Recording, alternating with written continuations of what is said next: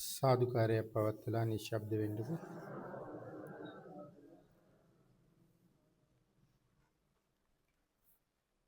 සමන්ත චක්කවාලේසු අත්‍රා ගච්ඡන්තු දේවතා සද්ධම්මං මුනි රාජස්ස සුනන්තු සග්ග මොක්ඛදං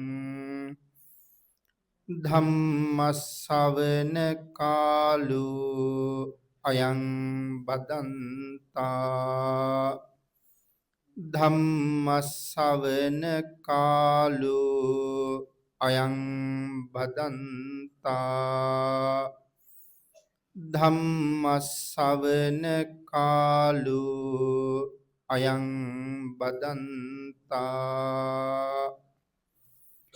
නමෝ තස්ස භගවතු අරහතු සබ්බ ධම්මේසු අප්පටිහත ඥානචාරස්ස දස බල ධරස්ස චතු වේසා රජ්‍ය විසරදස්ස සබ්බ සත්තුත්තමස්ස ධම්මිස්ස රස්ස ධම්ම රාජස්ස ධම්මස්සාමිස්ස තථාගතස්ස සබ්බඤුනෝ සම්මා සම්බුද්දස්ස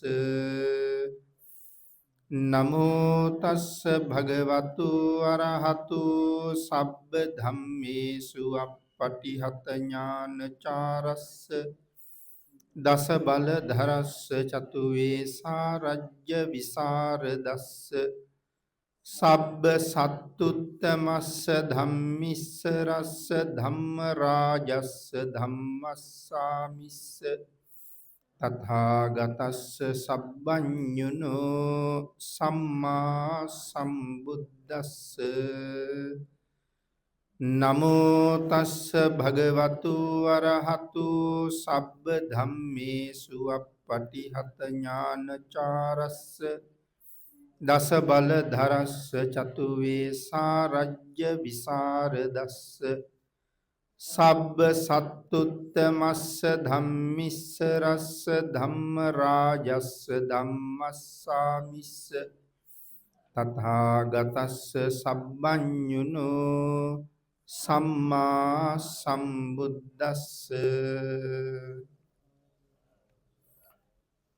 සද්ධර්ම ශ්‍රාවක සදහවත් කාරුණික පින්නතුනි බොහෝම ශ්‍රද්ධාවෙන් යුක්තව අදත් පුරපසළොස්වක පෝය දවසේ හිමිදිරියේම විහාරස්ථානයට පැමිණිලා උදෑසන ඉඳලා මේ මොහොත දක්වාම වත්පිළිවෙත් සම්පූර්ණ කරගෙන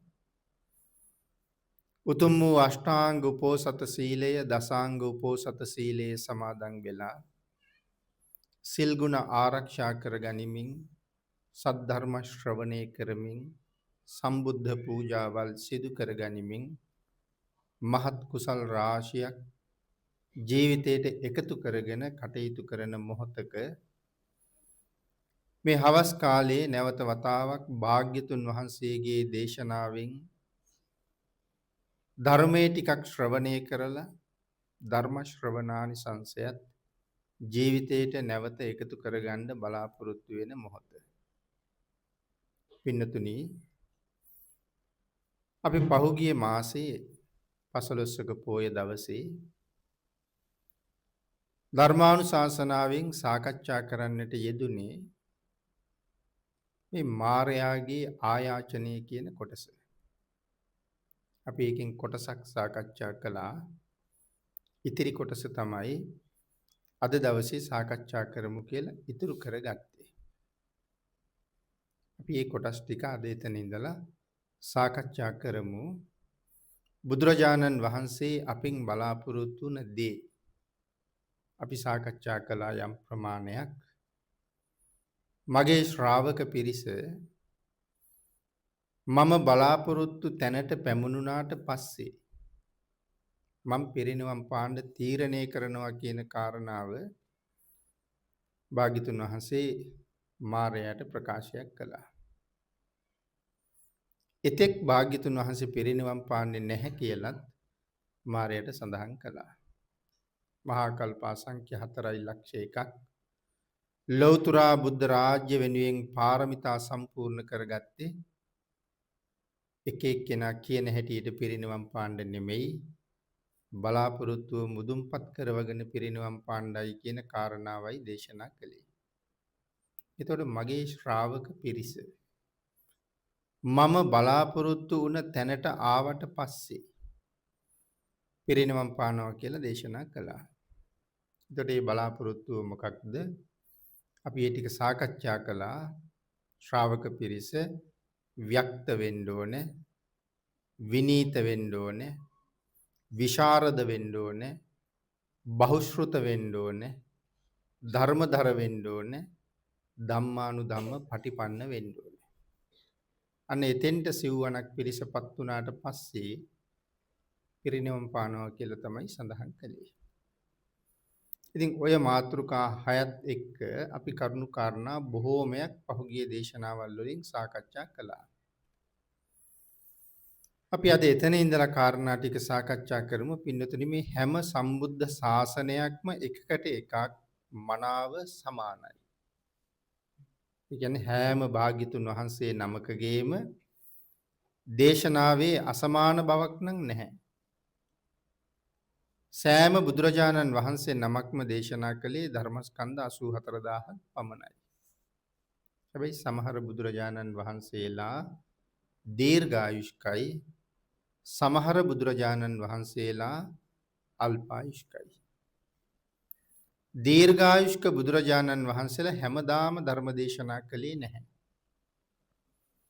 එක දේශනාවක් අවසන් වුණාම ඊළඟ දේශනාව කරන්න අර්ධ මාසයක්, මාසයක්, මාස දෙකක් තුනක්, අවුරුද්දක් හමාරක් ඊටත් වඩා වැඩි කාලයක් ගත වෙච්ච අවස්ථා තියෙනවා.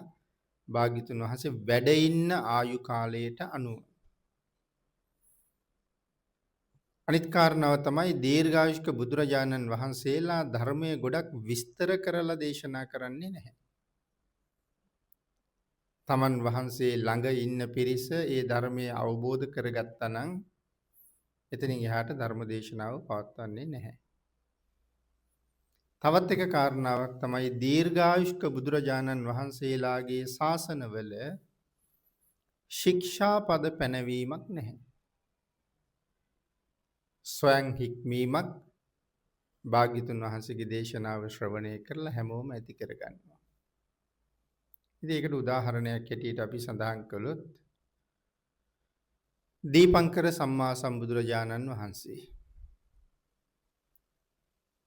ගිහි ගෙදර ජීවත් වෙන කාලය අවුරුදු 10000ක්. භාග්‍යතුන් වහන්සේගේ මුළු ආයු කාලය අවුරුදු ලක්ෂයක්. අවුරුදු 10000ක් ගිහි ගෙදර ජීවත් වෙලා 10000න් අබිනිෂ්ක්‍රමණය කරලා මාස 10ක් පදන් වීරිය වඩලා ලෞතර බුද්ධ රාජ්‍ය ලබාගෙන අවුරුදු 90000ක් බුදුරජාණන් වහන්සේ වැඩ ඉන්නවා. වසර 90000ක් තරම් කාලය මේ ශාසනයේ එකම ශික්ෂාපදයක්වත් පනවන්නේ නැහැ. ස්වයං හික්මීමක්, ස්වයං විනයක් සියලු දෙනාටම තියෙනවා. සම්බුද්ධ ශාසනයේ අවසානෙටම පහළ වෙන රහතන් වහන්සේ ඒත් අවුරුදු 90000ක්වත් වැඩ ඉන්නවා. නැත්නම් අවුරුදු ලක්ෂයක්වත් වැඩ ඉන්නවා. ඒ කියන්නේ අන්තිම රහතන් වහන්සේ. ඒ කියන්නේ භාග්‍යතුන් වහන්සේ වැඩ ඉන්න කාලය අවුරුදු 90000ක්. අවුරුදු ලක්ෂයයි ආයු කාලය. අවුරුදු 10000ක් ගිහි ගෙදර ඉන්නවා.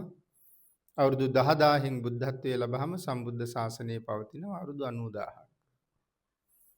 ඒතකොට අවසාන මහරහතන් වහන්සේ අවුරුදු ලක්ෂයක් වැඩ ඉන්නවා කියලා කියන්නේ අවුරුදු 1,90,000ක් ඒ ශාසනයේ කිසිම ශික්ෂාපදයක් පැනවෙන්නේ නැහැ. ඉතින් අන්තිම රහතන් වහන්සේ වැඩ ඉන්න තාක් කලුත් ශාසනය පවතිනවනේ.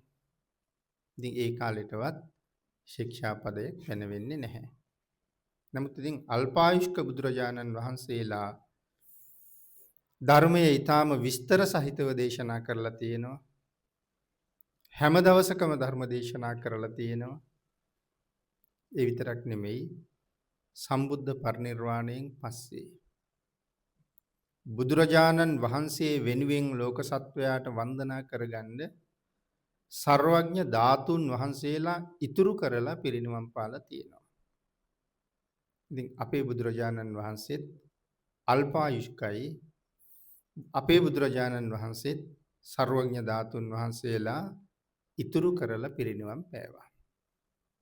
ධාතුන් වහන්සේලා ඉතුරු කරලා පිරිනිවන් පෑම තුල භාග්‍යතුන් වහන්සේ අරමුණු කළේ ධාතුන් වහන්සේ වැඩ ඉන්න තාක්කල් ඒ ශාසනයේ බුදුරජාණන් වහන්සේ වැඩ ඉන්නවා කියන කාරණාවයි. එhmenan වසර 5000ක් කල් මේ ශාසනය පවතිනවා.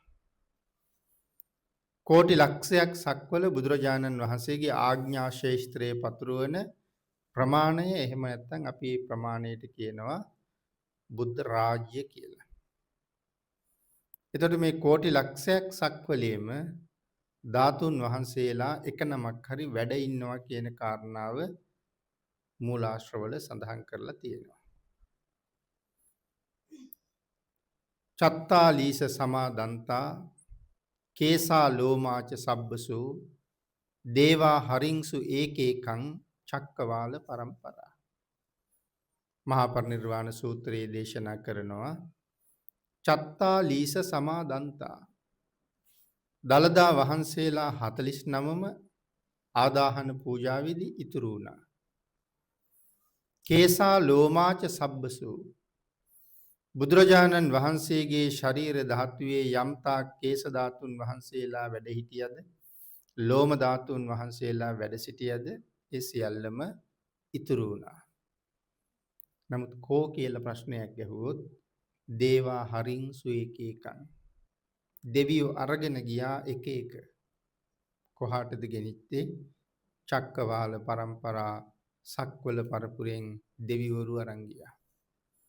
ඒ කියන්නේ එමනම් කෝටි ලක්ෂයක් සක්වලේ අබෑටයක් තරම් ඊතා කුඩා ධාතුන් වහන්සේ නමක් හෝ එක ලෝම ධාතුන් වහන්සේ නමක් කේශ ධාතුන් වහන්සේ නමක් හෝ වැඩ ඉන්නවා. ඒ ධාතුන් වහන්සේලා වැඩ ඉන්නවා කියලා කියන්නේ තාම මේ බුද්ධ රාජ්‍යයේ මහරජුරුව වැඩ ඉන්නවා කියන එකයි. ධාතුන් වහන්සේ වැඩ ඉන්න තාක්කල් බෝධිසත්ව ධර්ම සම්පූර්ණ කරලා ලෞතුරා බුද්ධත්වයේ මුදුන්පත් කරන්න සූදානම් වෙලා ඉන්න කිසිම බෝධිසත්වයෙක් ඒ සක්වලට නැත්නම් මේ මනුලොවට ආපහු බුදු වීම සඳහා වඩින්නේ නැහැ කියලා කියනවා. මොකද රාජ්‍යයේ තාම මහරජුරුව ඉන්නවා කියන එක තමයි ධාතුන් වහන්සේ වැඩ ඉන්නවා කියන එකෙන් අරමුණු වෙන්නේ. ඉතින් ඒ නිසා අදත් භාග්‍යතුන් වහන්සේ අපිට අවස්ථාව දීලා තියෙනවා ජීවමානව වැඩ ඉන්න කාලේ බුදුරජාණන් වහන්සේට යම් කෙනෙක් වන්දනා කරලා යම් තාක් කුසල් රැස් කරගත්තා නම් අල්ප මාත්‍රයකින්වත් අඩුවක් නැතුව ඒ තාක් කුසල් එලෙසින්ම සම්පූර්ණ කරගන්න අදත් පුළුවන්කම තියෙනවා කියලා. ඉතින් යම් කෙනෙක් එහෙම දකිනවා නම් ඒ කාරණාවට අපි කියනවා ජීවමාන බුද්ධ සංඥාව කියලා. රූපකයෙන් පේන්නේ නැතත් භාග්‍යතුන් වහන්සේ වැඩ හිටියානම් භාග්‍යතුන් වහන්සේ ළඟ මම කොහොමද කටයුතු කරන්නේ? එදා කටයුතු කරන අවස්ථාව ආකාරය අදත් චෛත්‍ය ළඟ බෝධිය ළඟ පිළිම වහන්සේ ළඟ ධාතුන් වහන්සේ ළඟ අරගන්න කියලා තමයි දේශනා කරලා තියෙන්නේ. ඉතින් ප්‍රඥාවන්තයා ශ්‍රද්ධාවන්තයා ඒ කාරණාව ධර්මයේ තුලින් අවබෝධ කරලා ඉගෙනගෙන ඒ විදිහට කටයුතු කරමින් අදත් තමන්ගේ ජීවිතයට ආත්මයට විය යුතු සාධාරණේ කරගන්න නොපසුබට උත්සාහයකින් සහ වීරියකින් කටයුතු කරනවා. හැබැයි ඒ වීරිය වර්ධනය වෙන්නේ ඒ අවබෝධය ලැබෙන්නේ ඒකට මඟ පෑදෙන්නේ මනාව ධර්ම ශ්‍රවණය කිරීම තුළ විතරයි. ඉතින් මේ කාරණාවන්ට උදාහරණ කරුණු කාරණා ධර්මයේ තුල ඕන තරම් තියෙනවා. මිගසාලා කියන සූත්‍රයෙන් භාග්‍යතුන් වහන්සේ දේශනා කරනවා සුගතියට යන දුගතියට යන පුද්ගලයෝ ගැන. මම මේ ධර්ම ශ්‍රවණය කොච්චර වටිනවද කියන කාරණාව පැහැදිලි කරන්නයි මේ වෙන සූත්‍රයක කාරණාව පැහැදිලි කරන්නේ. අග්‍රෝපස්ථායක ආනන්දයන් වහන්සේ එක දවසක් පිණ්ඩපාතයට පිටත් වෙනවා මිගසාලා උපාසිකාවගේ ගෙදරට. මිගසාලාවගේ ගෙදරට වැඩියහම තාම දන් වළඳන්න කාලෙත් තියෙනවා.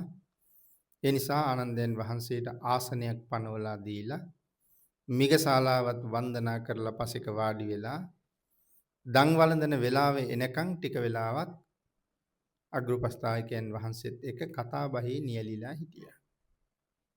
ඒ කතා බහේ නියැලිලා ඉන්නකොට මිගසාලාව අහනවා ස්වාමීනි ආනන්දයන් වහන්සේ මගේ තාත්තගේ නම පුරාණ. මගේ බාප්පගේ නම ඉසිදත්ත. මගේ තාත්තා පස්සේ කාලේ බ්‍රහ්මචාරී ජීවිතයක් ගත කළා. නමුත් මගේ බාප්පා මුළු ජීවිත කාලෙම විවාහක ජීවිතයක් ගත කළා. නමුත් තාත්තගේ මරණින් පස්සේ තාත්තත් බාප්පගේ මරණින් පස්සේ බාප්පත් දෙන්නම බඹලොව ඉපදුනා කියලා භාග්‍යතුන් වහන්සේ දේශනා කළා. අබ්‍රහ්මචාරීව ජීවත් වුණ තාත්තත් බ්‍රහ්මචාරීව ජීවත් වුණ තාත්තත් අබ්‍රහ්මචාරීව ජීවත් වුණ බාප්පත් දෙන්නම කොහොමද බඹලොව ගියේ? ඒතර මේ දෙන්නගේ වෙනසක් නැද්ද? කියන කාරණාව ආනන්දයන් වහන්සේගෙන් අහුවහම අග්‍රෝපස්ථායකයන් වහන්සේ අහනවා නැගණිය භාග්‍යතුන් වහන්සේ එහෙම දේශනා කළාද? ඔව් ස්වාමීනි භාග්‍යතුන් වහන්සේ තමයි ඒක එහෙම දේශනා කළේ. නැගණිය භාග්‍යතුන් වහන්සේ දේශනා කළා නම් ඒක ඒ විදිහටම පිළිගන්න. භාග්‍යතුන් වහන්සේ දේශනා කළා නම් මගෙන් ආපහු අහන්න දෙයක් නෑ. ඒ කාරණාව එසේම තමයි. කියලා ආනන්දයන් වහන්සේ වෙන උත්තරයක් දෙන්නේ නැහැ. දාන වළඳලා නැගිටලා පිටත් වෙනවා. නමුත් අග්‍රෝපස්ථායකයන් වහන්සේ විවේක වේලාවක මේ කාරණාව බුදුරජාණන් වහන්සේගෙන් අහනවා. ස්වාමීනි මිගසාලාවගේ ගෙදරට පිණ්ඩපාතේ වැඩියා. දන් වළඳන වෙලාව වෙනකන් මිගසාලාව මගෙත් එක්ක මෙහෙම ප්‍රශ්නයක් සාකච්ඡා කළා. භාග්‍යතුන් වහන්සේ මේ විදිහට දේශනා කළ බවත් ඇය සඳහන් කළා. ස්වාමීනි ඒකේ වෙනසක් නැද්ද? භාග්‍යතුන් වහන්සේ අහනවා ආනන්ද පුරුෂ පුද්ගල වූ තථාගතයන් වහන්සේ යම් වචනයක් යම් තැනක දේශනා කළා නම් ඒ වචනය ගැන සැක කරලා කතා කරන්න මිගසාලා කවුද කියලා. කියන ප්‍රශ්නය අහලා මේ පුද්ගල නානත්වයේ පිළිබඳව හරි අපූර්ව දේශනාවක් භාග්‍යතුන් වහන්සේ ආනන්දයන් වහන්සේට කරනවා. එතන සඳහන් කරනවා ආනන්ද මේ පුද්ගලයෝ දෙන්නෙක් ගැන මම සඳහන් කරන්නේ. ආනන්ද එක පුද්ගලයෙක් මේ ලෝකේ ඉන්නවා. ඊටාම හොඳයි. ඊටාම උසස් ගති පැවතුම් තියෙන. සමාජයේ අයට කිසිම කරදරයක් නැහැ. හැම කෙනෙකුගේම ප්‍රශංසාවට කීර්තියටපත් වෙමින් දවසින් දවස බැබලෙමින් මේ ලෝකේ ජීවත් වෙනවා. නමුත් මරණින් මත්තේ නිරේ උපදිනවා. දෙවනි පුද්ගලයාත් ඒ වගේම තමයි මේ ලෝකේ ඊටාම උසස් ජීවිතයක් ගත කරනවා. මිනිස්සු අතර බොහෝම කීර්තිමත්ව ජීවත් වෙලා මරණින් මත්තේ සුගතියේ උපදිනවා. දෙන්නගෙම වෙනසක් තිබුණාද? දෙන්නම එකම විදිහට මේ ලෝකේ ප්‍රශංසා ගෞරව සහිතව ජීවත් වෙච්ච අය. නමුත් මරණින් මත්තේ එක්කෙනෙක් නිරේට යනවා, එක්කෙනෙක් සුගතියට යනවා. ආනන්දයන් වහන්සේ අහනවා ස්වාමීනි එකම විදිහේ ජීවිත පැවතුම් දෙකක් නම් දෙන්නට තිබුණේ. ඇයි මරණින් මත්තේ කෙනෙක් දුගතියට ගිහිල්ලා කෙනෙක් සුගතියට යන්නේ? සඳහන් කරනවා ආනන්ද එක පුද්ගලයෙක් මෙලව ජීවිතය තුළ ඊටාම හොඳට කටයුතු කළා. නමුත් ඔහු ධර්ම ශ්‍රවණය කරන්නේ නැහැ. හොඳ ඇවතුම් පැවතුම් තියෙනවා. නමුත් ධර්ම ශ්‍රවණය කරනවා අඩුයි. ඒ නිසා ධර්ම ශ්‍රවණය කිරීම තුළ සුතා හොඳට අහලා අහපු ධර්මයේ අවබෝධ කරලා වචනයක් ගානේ අහලා ප්‍රගුණ කරලා තමන්ගේ භාෂාවෙන් තේරුම් අරගෙන ධර්මයට අනුව ජීවිතේ දිහා බලලා ධර්මානුකූලව ජීවිතේ විදර්ශනා කරගෙන තමන් ධර්මයේ තුලින් ලබාගත් ඒ ප්‍රීති සංවේගය පළවෙනි පුද්ගලයාට නැහැ. නමුත් දෙවෙනියාට මේ ජීවිතේ වටහා ගැනීමේ ප්‍රීති සංවේගයක් තියෙනවා. ඔහු මරණින් මත්තේ සුගතියට යනවා. අර පුද්ගලයා මෙලවට හොඳ වුණාට මරණින් මත්තේ දුගතිය උපදිනවා. ඉතින් මේ කාරණාවෙන් මනාව පැහැදිලි වෙනවනේ. ධර්ම අවබෝධය කියන එක කොච්චර වටිනවද කියලා. ධර්මයේ ශ්‍රවණය කළාට විතරක් මදිනේ පින්නතුනි. ශ්‍රවණය කරපු ධර්මයට අනුව ජීවිතේ දිහා බලන්නත් එපේ. සසර දිහා බලන්නත් එපේ. ඒ ධර්මයේ තුලින් සසර දිහා බලනකොට මේ සංසාරي සැහැල්ලු වෙලා සසර බය නැති වෙලා මරණින් මත්තේ Tamanට නරකක් වෙන්නේ නැහැ කියන කාරණාව පූර්ණ අවබෝධයක් ලැබිලා මරණයටවත් බය නැති සිතක් ඔහුට පහළ වෙනවනේ. ඒ කියන්නේ මරණින් මත්තේ මං ඊටාම හොඳ තැනක උපදිනවා කියන විශ්වාසයත් අරගෙනම තමයි ඔහු මේ ලෝකෙන් යන්නේ. ඒ නිසා මේ ධර්ම ශ්‍රවණය කිරීම තුලින් තමයි මේ සංසාරයෙන් එතර වෙන්න අවශ්‍ය මඟ මනාව පිළියෙල වෙන්නේ. ඒ වෙනුවෙන් පින්නතුනි අපි කරනවා නම් යම් කටයුත්තක්. අපි කියනවානේ ආමිෂ පූජාව, ප්‍රතිපත්ති පූජාව කියලා දෙකක්. ඉතින් වර්තමානයේ බොහෝ දෙනා කතා කරනවා ආමිෂයෙන් ඇති වැඩක් නැහැ. ප්‍රතිපත්තිය විතරයි දියුණු වෙන්න ඕනේ කියලා. නමුත් ඉතින් මිගශාලාවකින් භාග්‍යතුන් වහන්සේ අහපු ප්‍රශ්නයම තමයි කියන්න තියෙන්නේ. ආමිෂ පූජාවත් ඊටාම උසස් අන්දමින් සම්පූර්ණ කරගන්න හැටි දේශනා කළෙත් භාග්‍යතුන් වහන්සේම තමයි. ප්‍රතිපත්තිය වඩන හැටි දේශනා කළෙත් භාග්‍යතුන් වහන්සේම තමයි. ආමිෂයයි ප්‍රතිපත්තියයි කියලා කියන්නේ ගහට පොත්තට ගහත් වගේ එකට බැඳිච්ච දෙයක් නම් සර්වඥතා ඥාණයෙන් ඒ බව ඒ විදිහටම දේශනාත් කළා නම් වර්තමානයේ පින්නතුනි අපි අපේ දැනුමට අනුව මත ඉදිරිපත් කරන්න යනවා කියන එක මොනතරම් දුප්පත් කාරණාවක්ද. ඒ නිසා අපිට ආමිෂයේ කවදාවත් ප්‍රතික්ෂේප කරලා මේ ගමන යන්න බෑ. සීලය සම්පූර්ණ කරනකොටත් භාග්‍යතුන් වහන්සේ දේශනා කළේ ආදි බ්‍රහ්මචාරීක සීලයයි ආභි සමාචාරික සීලයයි මගඵල නිවන් හොයාගෙන යන පුජ්‍යලයකට එකටම බද්ධ වුණ දෙයක්. ඒ කියන්නේ වත් පිළිවෙත් කරන්නත් ඕනේ, සිල් ආරක්ෂා කරන්නත් ඕනේ. සිල් විතරක්ම රැකගෙන මාර්ගඵල හොයාගෙන යන්නත් බෑ. වත විතරක් කරගෙනම මාර්ගඵල හොයන්නත් බෑ. සීලයත් රැකෙන්න ඕනේ, වතත් සම්පූර්ණ වෙන්න ඕනේ නිසා වත්තං න පරිපූර්ණති න සීලං පරිපූර්ණති කියලා විසුද්ධි මාර්ගයේ හරි අපූර්වවට මේ කාරණාව පැහැදිලි කරලා දේශනා කරනවා. වර්තමානයේ නමුත් ජීවිතයක දානයක් මානයක් බුද්ධ පූජාවක් මල් පූජාවක් පහන් පූජාවක් නමුත් මහත්ඵල මහානිසංසදායක කුසල් ලැබෙන විදිහට කෙනෙක් සම්පූර්ණ කරනවා නම් සම්පූර්ණ කරගත්තේ පින්නතිනේ හොඳට බණ අහපු කෙනෙක්. නැත්නම් ඕන තරම් අපිට මල් පූජා කරන්නත් පුළුවන්. නොඑක් පූජාවල් කරන්න පුළුවන්. නමුත් ඉතින් බණ අහලා අවබෝධය ගත්ත කෙනෙකුගේ මල් පූජාවකින් ලැබෙන පිනයි සාමාන්‍ය මල් ටිකක් නෙලාගෙන ගිහිල්ලා මල් ටිකක් පූජා කරලා කෙනෙක් ලබන පිනයි මේ දෙක අතර තියෙන අහසට පොළොව තරම් විශාල වෙනසක්. නිසා ධර්ම ශ්‍රවණය කිරීම හැම පැත්තෙම වටිනවා. මම ඒකටත් එක උදාහරණයක් සඳහන් කළොත් අපි ජීවිතේ මහා ගැඹුරට දේවල් කරගෙන භාවනා කරගෙන මේ ගැඹුරු ධර්මයක් අධ්‍යයනය කරගෙන යනවට වඩා සාමාන්‍ය කෙනෙක් කරන්නේ මල් ටිකක් පූජා කරනවා, බුද්ධ වන්දනාව කරනවා, පහන් පූජාවක් කරන දේ ඔය වගේ දේවල් නේ කරන්නේ. නමුත් ඒකත් මහත්ඵල විදිහට කරනවා නම් කොහොමද කියන කාරණාවට හරි වටින උදාහරණයක් තියෙනවා විමානවත්තු පාළියේ නාග විමානවත්තුවේ. මේ කාරණාව ඒ නිසා මම පැහැදිලි කරන්න කල්පනා කළා. කාශ්‍යප භාග්‍යතුන් වහන්සේ අවුරුදු 20000ක් ආයු වළඳලා පිරිනවම් පාවා දාලා.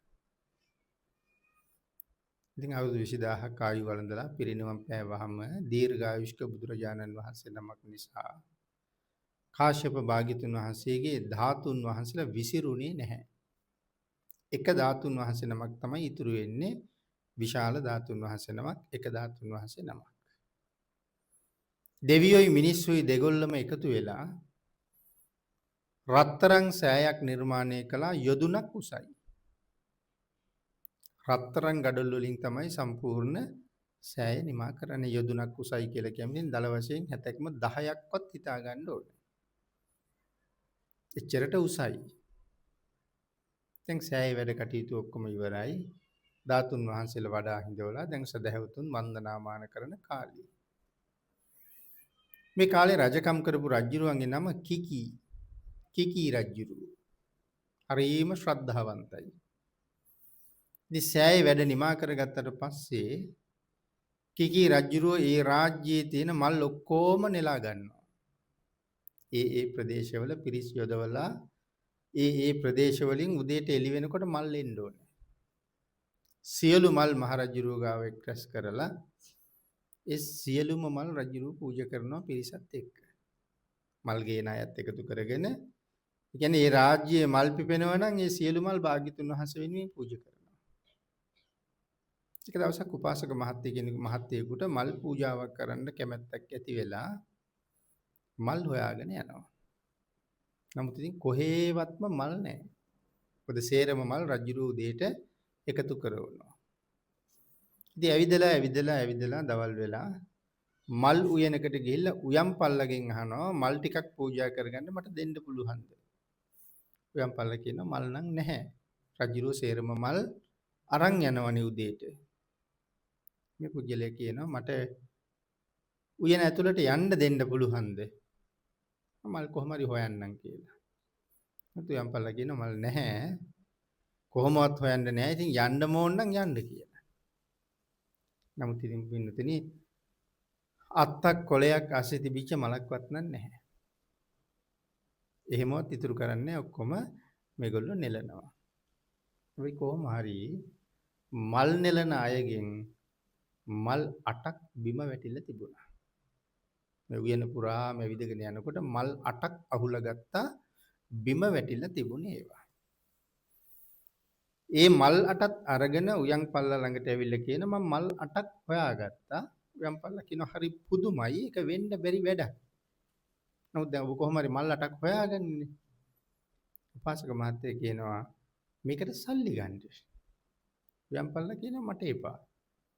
ඇත්තටම උයනේ මල් තිබුණේ නැහැ. මල් 8ක් හම්බුණා නම් ඒක අනිවාර්යෙන් ඔබේ පින. මේ මල් ලැබුණේ නුඹේ පින නිසාමයි.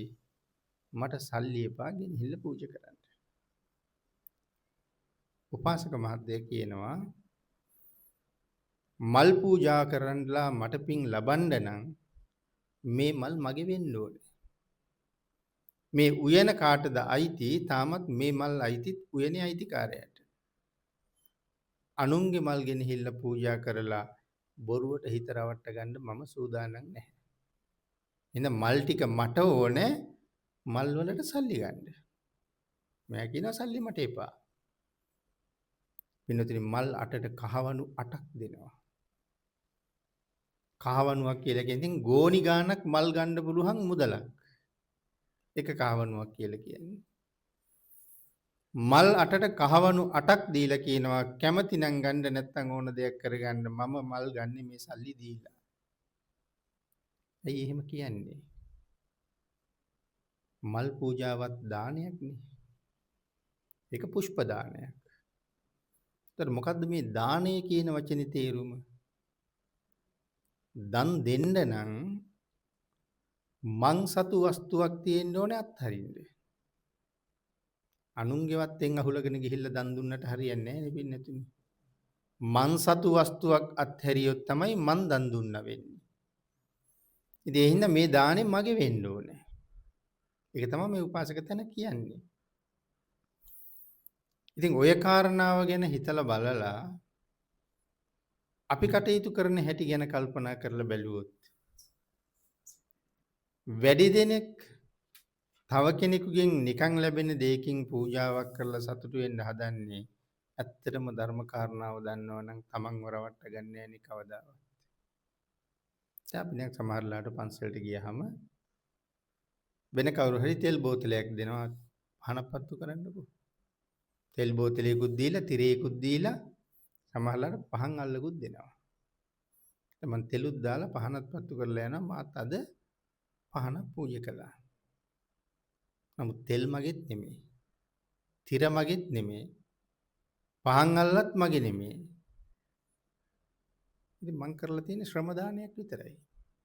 ඔහු පත්තු කරන්න ගෙන ආපු පහන පත්තු කරලා උපකාරයක් කරලා තියෙනවා. ශ්‍රම දානයක් කරලා තියෙනවා මිසක් වෙන පින්කම සිද්ධ වෙනවද? නැහැනේ. දැන් මෙහෙම හිතන්නකෝ.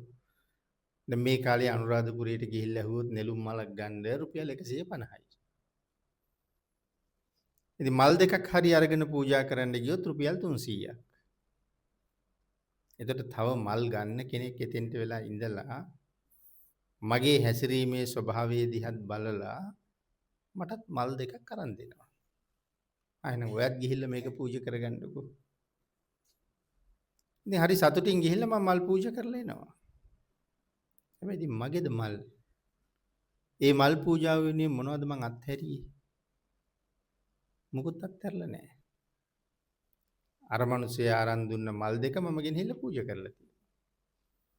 ඉතින් පින්නතේ මල් පූජාව මගේ නෙමෙයිනේ. අනුන්ගේ මල් දෙකක් මම පූජා කරලා තියෙනවා. හැබැයි මේ මල් දෙක ලැබුණාම මට සතුටක් ලැබුණා විතරක් තියෙනවා. මල් පූජා කරපු හින්දා සතුටු වෙන්නේ නැහැ. රුපියල් 300ක් ඉතුරු වෙච්ච එක ගැන. ඒතර එතනම මගේ තණ්හාව තියෙනවා. පින්කම සම්පූර්ණද?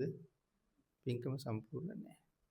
මේ උපාසක මහත්තයාගේ සිද්ධිය ජීවිතේ කොයි තරම් පැතිකඩවල් වලට සම්බන්ධ කරගන්න පුළුවන්ද? අපි කියමු අපි දානේ ගෙදරකට යනවා. දැන් දානේ දෙන අය දානෙත් ලෑස්ති කරලා සේරම කරලා පිරිකරත් ගෙනල්ලා පිරිකරත් ඔතලා ඒ ටිකත් පැත්තක තියලා බොහොම ලස්සනට ගොඩ ගහලා දැන් දම්පැන් පූජා කරලා ඉවරලා දැන් පිරිකර පූජා කරන්නයි හදන්නේ. මේ සමහරලාට දානේ ගෙදරට ආපු කීප දෙනෙකුටත් කතා කරනවා. ඉතින් මේ ආපු ඔක්කොටම දෙන්න පිරිකරත් නැහැ. නමුත් කීප දෙනෙකුට කතා කරලා දීලා පූජා කරන්න කියලා කියනවා. තව කෙනෙක් අමනාප වෙන්න බැරිද? මමත් ගිහිල්ලා හිටියා ළඟ ඉන්න කෙනාට අඬ ගහලා පිරිකරක් දුන්නා මට දුන්නේ නැහැ. අමනාප වෙනවනේ එහෙම. පිරිකරක්වත් දුන්නේ නැහැ කියලා.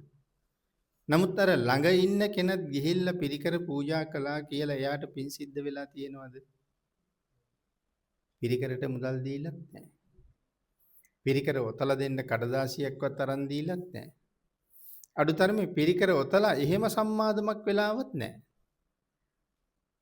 ඒකට මේ අනුන්ගෙම පිරිකරක් ගෙනහිල්ලා මේසෙ උඩ තියලා හරි හාමුදුරුවන්ගේ අතට දීලා හරි ආවා කියලා සිද්ධ වෙන පිනක් තියනවද?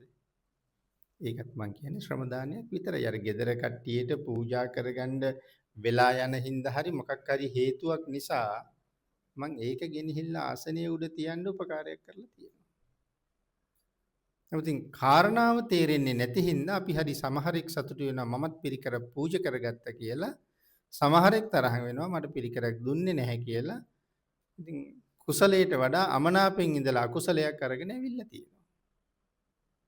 ඒ හින්දා මේ පින්කමක් සම්පූර්ණ කරගන්න හරියටම කොහොමද කටයුතු කරන්නේ? දානයක් වෙන්නේ ඒක කොයි විදිහට සම්පූර්ණ කරාමද? මේ වාගේ සියුම් කාරණාවක් පවා හරියට තේරුම් ගන්න නම් බණ අහලා තියෙන්න ඕනේ. ඉතින් ඒ නිසා එතකොට ධර්ම ශ්‍රවණය කිරීම ජීවිතේ කී පැත්තකට වටිනවද? එහෙමනම් අර ඊටාම හොඳට හිටපු දෙන්නගෙන් එක්කෙනෙක් මැරිලා සුගතියේ ඉපදුනෙත් අනික් එක්කෙනා දුගතියට ගියෙත් ඇයි කියන කාරණාවට මේ උපාසක මහත්තයාගේ කතාවෙන් අපි දන්න ජීවිත අත්දැකීනුත් අරගෙන කොච්චරට සම්බන්ධ කරගන්න පුළුවන්ද අපි? ඒ හින්දා පින්නතුනි මේ ධර්ම ශ්‍රවණය කියන එක අතිශයින්ම අත්‍යවශ්‍යම කාරණාවක් සංසාරේ මෙතර යන්න. ඒ නිසානේ භාග්‍යතුන් වහන්සේ ධර්මයේ පිළිබඳව මෙච්චර කරුණු කාරණා පැහැදිලි කරලා දේශනා කරලා තියෙන්නේ. ඒ ධර්ම රත්නයේ බුදුරජාණන් වහන්සේත් ගරුතන්හි තියාපු රතනයක්. භාග්‍යතුන් වහන්සේත් ගරුතන්හි තියලා කටයුතු කළේ ඒක නිසා ගුරුතන්හි තියලා නෙමෙයි ගරුතන්හි තියලා කටයුතු කළා. ඒ ලෝක සත්වයාගේ නිවන් දොර විවෘත කරන්න මේ ධර්මයට බොහෝම හැකියාව තියෙන නිසා. මහා කල්පාසංඛ්‍ය 4,00,000 එකක් මේ හැම බණ පදයක් එක අකුරක් ගානේ දුක් විඳලා තියෙනවා. ඉතින් එච්චර කාලයක් අකුරක් අවබෝධ කරගන්න දුක් විඳ කියලා කියහම එහෙම දුක් විඳලා අවබෝධ කරගත්ත ධර්මයේ කොයි තරම්නම් ගාම්භීර වෙන්න ඕනද? ඒ ධර්ම රතනයේට අපි කොයි තරම්නම් ගරු බුහුමන් දක්වන්න ඕනේ. ඒක නිසා ධර්ම ශ්‍රවණය කරනකොට ධර්ම ශ්‍රවණය කරන්න ඕනේ කොහොමද? දහම් පදයක් සම්බන්ධයෙන් කටයුතු කරන්න ඕනේ කොහොමද? ඉතින් මේ වාගේ කාරණා කොච්චරනම් හිතන්න ඕනේද? යම් තැනක බණපොතක් තිබුණත් Taman ඉන්න තැනට වඩා පල්ලෙහින් බණපොතවත් තියන්නේ නැතුව ඉන්න කටයුතු කරන්න තරම් ගෞරවයක් තියෙන්න ඕනේ. බණපොත උඩ වෙන මොනවත්ම නොතියන්න තරම් අපේ හිතේ ශ්‍රද්ධාව විරිච්ච ගෞරවයක් තියෙන්න ඕනේ. එහෙම නැත්නම් බණපොත කියවක ඉඳලා කණ්ණාඩිය ගලවලා බණපොත උඩින් තියලා යන්න යනවා. ඉතින් ඒ කණ්ණාඩියේ මට දාපු දාඩියක් තියෙනවා. අවුරුදු ගාණක් මම ඕක දාලා එකතු වෙච්ච කුණුත් තියෙනවා. ඉතින් මගේ නිවන් මඟ විවෘත කරගන්න ධර්ම රත්නයේ උඩ ඒ කණ්ණාඩියේ තියෙන වටිනවද කොහොමද? සමහර කෙනෙක් දුරකථනයත් ඒක උඩ තියලා යනවා. තව යමක් ඕනනම් තියලා යනවා. මේ දත්හාරහාර හිටපු කෝටු කෑල්ලක් තින්ට දාලා වහලා යනවා. ඊළඟ සැරේ ආපුවම පෙරලා ගන්න පහසුවට.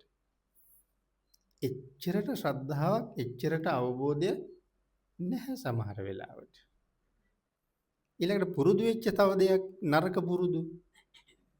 ඊළඟට බණ පොතේ පිටුව පෙරලා ගන්න බැරි වෙච්චාම ඇඟිල්ල වේලිච්චාම කෙල ටිකක් ගාලා තමයි පිටුව පෙරලන්න පටන් ගන්නේ.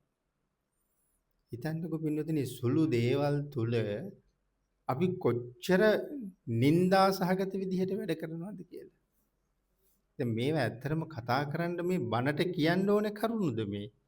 අපිට ස්වභාවයෙන් වැටහෙන්න ඕන ඊටාම පහළපන් තියෙන කාරණානේ. කෙනෙකුට ජීවිතේ මුලින්ම වැටහෙන්න ඕනේ පහළ තියෙන කාරණා. නමුත් එහෙම කාරණාවක්වත් අපි අවබෝධ කරලා නැහැ. නමුත් සාදු කියා ඒ පොතෙන්ම කියපු ධර්මය අහලා සාදු කියා නිවන් දකින්න උත්සාහ කරනවා. නමුත් බණ පොතේ කෙල ටික හිටන් ගාලා. ඉතින් මේ කාලේ බලන්නකො සමහරලාට වාහනවලත් බණපද ලියලා. සමහර කට්ටිය ඇඟෙත් බණපද ලියාගෙන. ඉතින් එහෙම වටීද මේ ගැඹුරු ධර්මය? මේ ඇඟේ ලියාගත්තාම තනි කරම කුණු ගොඩක් නේ. දාඩියක් දානවා, කුණු ගෑවෙනවා. මෙහෙන් බණපදත් ලියාගෙන එහෙන් අරක්කුත් බොනවා, ප්‍රාණඝාතත් කරනවා, තවත් නොයෙක් කර්මත් කරනවා. ඇඳුම් වලත් ලියලා ඒව නාන කාමරවල ගෙනහිල්ලා දවස් 2 3 ගලවලා දාලා යට ඇඳුනුත් ඒක උඩ දාලා එහෙම්මම පල් වෙවි කුණු වෙවි තියෙනවා. අපි ඒක ඇතුළෙම වැසිකිළියටත් යනවා. මේ තියෙන්නේ මං වඳින ධර්මයේ නෙමෙයි.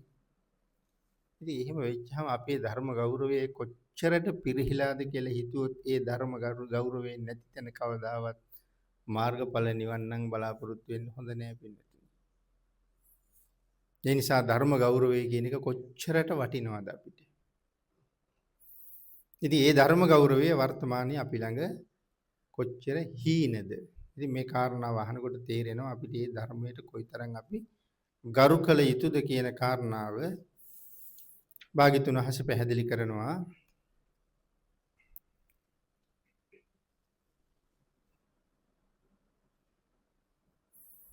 මේ ධර්මයේ භාග්‍යතුන් වහන්සේ දේශනා කළා නම් ඒ ධර්මයේ දේශනා කළේ මේ ධර්ම ශ්‍රවණය කරන පුජ්‍යලයාගේ හිතද දැනගෙන. දැන් අල්පායුෂ්ක බුදුරජාණන් වහන්සේලා දීර්ඝ වශයෙන් ධර්මයේ පැහැදිලි කරලා දේශනා කරනවා. ඉතින් පැහැදිලි කරලා දේශනා කළා විතරක් නෙමෙයිනි පින්නතුනි. භාග්‍යතුන් වහන්සේ යම් තැනක යම් ධර්ම දේශනාවක් කළා නම් ඒ ධර්ම දේශනාව ඊටාම කෙටියෙන් ආපහු දේශනා කළානේ ආනන්දයන් වහන්සේට. ඒක ආනන්ද හැඳුනගේ ඉල්ලීමක් නේ. ස්වාමීනි උපස්ථායක තනතුරට මම එන්නම් කියලා ආනන්ද හැඳුනෝ ඉල්ලීම් පහක් ඉදිරිපත් කරනවා. ඒ ඉල්ලීම් වල එකක් තමයි මම නැති තැන දේශනා කරන ධර්මය ඊටාම කෙටියෙන් ආපහු මට දේශනා කරන්න ඕනේ. එතකොට යම් තැනක භාග්‍යතුන් වහන්සේ පැය 2ක් 3ක් ධර්ම දේශනාව කළා නම් ඒ දේශනාව ආනන්දයන් වහන්සේට කරන්න පැය භාගයක්වත් ගන්නෙ නැති තරම්. මුලයි මැදයි අගයි තමා දේශනා කරන්නේ. ඉතින් එතකොට අවබෝධ කරන්න තරම් හැකියාවක් ආනන්දයන් වහන්සේට තියෙනවා. භාග්‍යතුන් වහන්සේගේ එක වචනයක් වචන 60000කින් වැටහෙනවා කියලානේ කියලා තියෙන්නේ. එක වචනයක් වචන 60000කින් අවබෝධ වෙනවා කියලා කියන්නේ. ඒ හින්දා කෙටියෙන් දේශනා කරන්න කියලා කිව්වේ මේ අවබෝධය තියෙන නිසා. ඉතින් එහෙම කෙටියෙන් දේශනා කරපු ප්‍රමාණයක් තියෙනවා නම් ආනන්දයන් වහන්සේට අන්න ඒ වාගේ කෙටි ප්‍රමාණයක් තමයි පින්නතනි අපේ ත්‍රිපිටකයට සංග්‍රහ වෙලා තියෙන්නේ. ඊටාම කෙටි ප්‍රමාණයයි ත්‍රිපිටකයට සංග්‍රහ වෙන්නේ. ඒ කියන්නේ ත්‍රිපිටකය කියලා කියන්නේ භාග්‍යතුන් වහන්සේගේ දේශනාවේ ඊටාම කෙටි ලියවිල්ලක්, තවත් විදිහකට කියනවා නම් සාරාංශය. ඒකයි අපිට ත්‍රිපිටකය කියවහම කෙනෙකුට හිතෙන්නේ එතකොට ආම්දුරුව බණ කියනකොට මේ ප්‍රමාණයකින් මෙච්චර කියන්නේ කොහොමද කියලා. ඉතින් එච්චර ප්‍රමාණයක් අපි පොත කියුවට එකතු වෙන්නේ අපිට. මොකද ඒ සාරාංශකරණයේ ත්‍රිපිටකයේ තියෙනවා. නමුත් එහි සම්පූර්ණ ප්‍රකීර්ණක දේශනාව අට කතාවේ අන්තර්ගත වෙලා තියෙනවා. එහෙනම් අට කතාවේ තමයි භාග්‍යතුන් වහන්සේගේ දේශනාව සම්පූර්ණ විස්තර සහිතව සඳහන් වෙලා තියෙන්නේ. ත්‍රිපිටකයේ තියෙන ඊටාම කෙටි ප්‍රමාණයක්. ඉතින් එහෙම භාග්‍යතුන් වහන්සේ ධර්මයේ දේශනා කරලා අපිට අද වෙනකන් නිවන් අවබෝධ කරගන්න පුළුවන් ප්‍රමාණය ඉතුරු කළා. ඒ දේශනාව කරනකොට එදාටත් වටින්න අතීතයටත් වටිනවා වර්තමානයටත් වටිනවා ඒ දේශනාව අනාගතයටත් වටිනවා. ඒ දේශනාව මහලා අතීතයේත් රහත් වුණා වර්තමානයේ ඒ ධර්මයේ භාග්‍යතුන් වහන්සේ දේශනා කරපු විදිහටම යම් කෙනෙක් ශ්‍රවණය කරලා ජීවිතයට එකතු කරගන්නවා නම් අදත් ප්‍රතිඵල සහිතයි.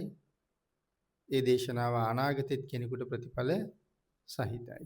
හැබැයි පුජ්‍යලයාගේ ආසය දකින්න, අනුසය දකින්න, ඥාන ශක්තිය දකින්න, ඒ සියල්ලම දැකලා තමයි දේශනා කරලා තියෙන්නේ. ඒ කියන්නේ මිනිසුන්ගේ කෙලෙස් දකින්න, ආසය දකින්න, අනුසය දකින්න කියලා කියන්නේ සියුම් කෙලෙස් වල ඉඳලා භාග්‍යතුන් වහන්සේ දැකලා එහෙම සත්වයකට පවා අවබෝධ කරගන්න පුළුවන් වෙන විදිහට ඔවුන්ගේ කෙලෙස් පවා නැති කරගන්න උපකාර වෙන ආකාරයට භාග්‍යතුන් වහන්සේ මේ ධර්මය දේශනා කරලා තියෙනවා. ඉතින් ඒ නිසා ඥාන සංප්‍රයුක්තවම දේශනා කරන්නට යෙදුණා. සඳහන් කරනවා අන්න ඒ ආකාරයට ඒ ප්‍රකාශ කරන්නත් ඕනේ. යම් ආකාරයකට භාග්‍යතුන් වහන්සේ දේශනා කළා නම් භාග්‍යතුන් වහන්සේ දේශනා කරපු ආකාරයෙන් ඒ ධර්මය ඒ අර්ථයට හානියක් නොවන විදිහටම දේශනා කරන්නත් ඕනේ. සඳහන් කළා ආචික්කිස්සanti දේසිස්සanti විස්තර වශයෙන් දේශනා කරන්නත් ඕනේ. පඤ්ඤපෙස්සanti පණවන්නත් ඕනේ. පට්ඨපෙස්සanti පිහිටවන්නත් ඕනේ. විවරිස්සanti විවෘත කරලා පෙන්වන්නත් ඕනේ. සැඟවුණ දහම් කරුණු මනාව විවෘත කරන්නත් ඕනේ. ඒ කියන්නේ දායකයාට යම් වචනයක් තේරුනේ නැත්නම් ඒ වචනේ අන්තර්ගතයේ මොකක්ද කියන කාරණාව එළියට අරගෙන ඔහුට කාරණාව වැටහෙනකම්ම විස්තර කරන්න ඕනේ. ඒකයි සැඟවුණ අර්ථය විවෘත කරලා දේශනා කරන්න ඕනේ කියලා කිව්වේ. සැඟවුණ අර්ථය විවෘත කරලා දැනගන්න නම් අට කතාව පරිහරණය කරන්න ඕනේ.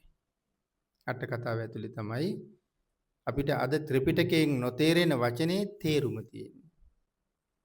ඉතින් අට කතාවට බැන ධර්මයේ දේශනා කරන්න ගියා කියලා ඒ සැඟවුණ අර්ථය කොහෙන් හොයන්නද කියන එක තමයි ඊළඟට තියෙන ගැටලුව. මොකද වර්තමානයේ අට කතාවට හරියට බනිනවනේ සමහර අය.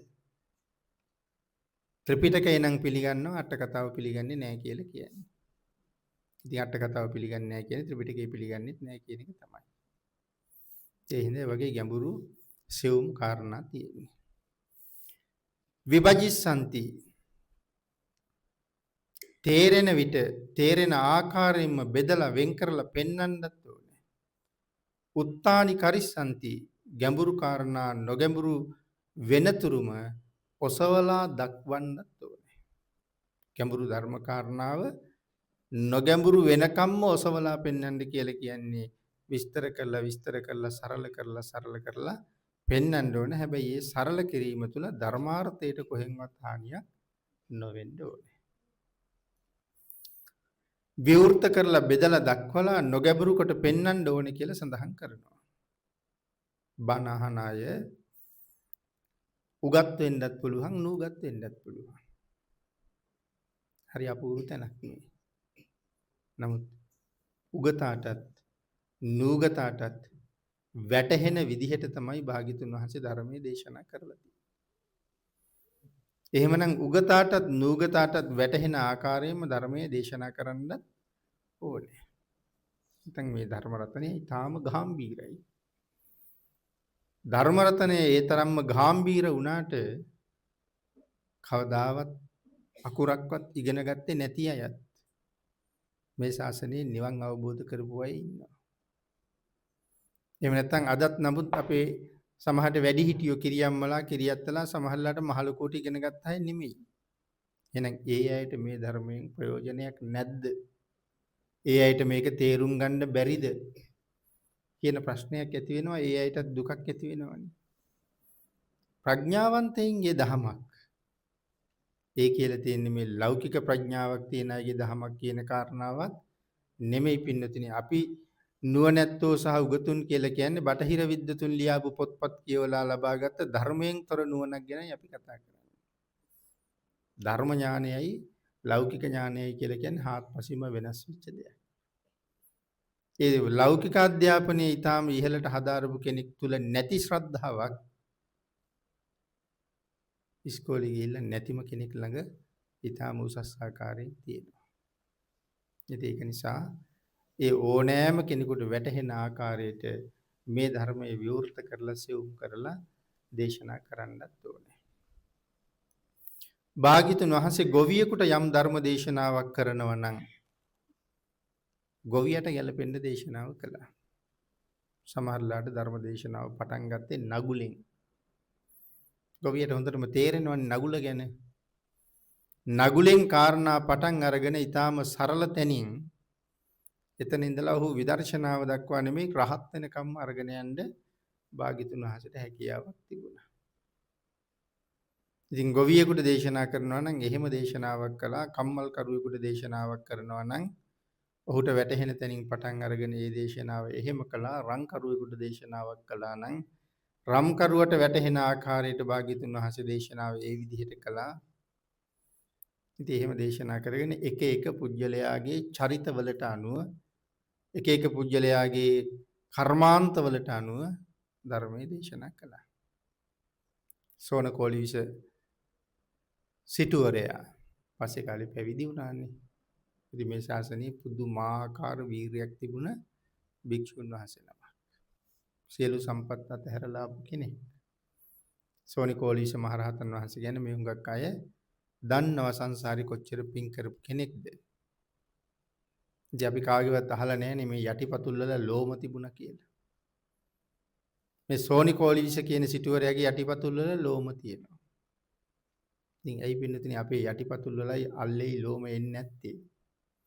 නිරන්තරයෙන් බොහෝ දේවල් අතින් අල්ලන නිසා අත්ල රළුයි. පොඩි දරුවෙකුගේ අත්ලට වඩා අපේ අත්ල කොච්චර රළුයිද? මේ හැමදේම කරන්න හැමදේම අල්ලන්නේ අත්ල නිසා අත්ල රළුයි. රළු පොළවේ පය තී ඇවිදින නිසා යටිපතුලත් රළුයි. ඉතින් ලෝම එන්න කාලයක් නැහැ. එනවනම් කැඩිලා යනවා. ඉතින් එන්න හේතුවක් නැහැ. නමුත් සෝනකෝලිවිස සිටුවරයාගේ යටිපතුලේ ලෝම තියෙනවා.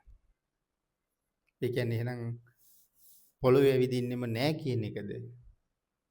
නෑ පින්තිනේ රළු පොළවේ ඇවිදින්නේ නැහැ.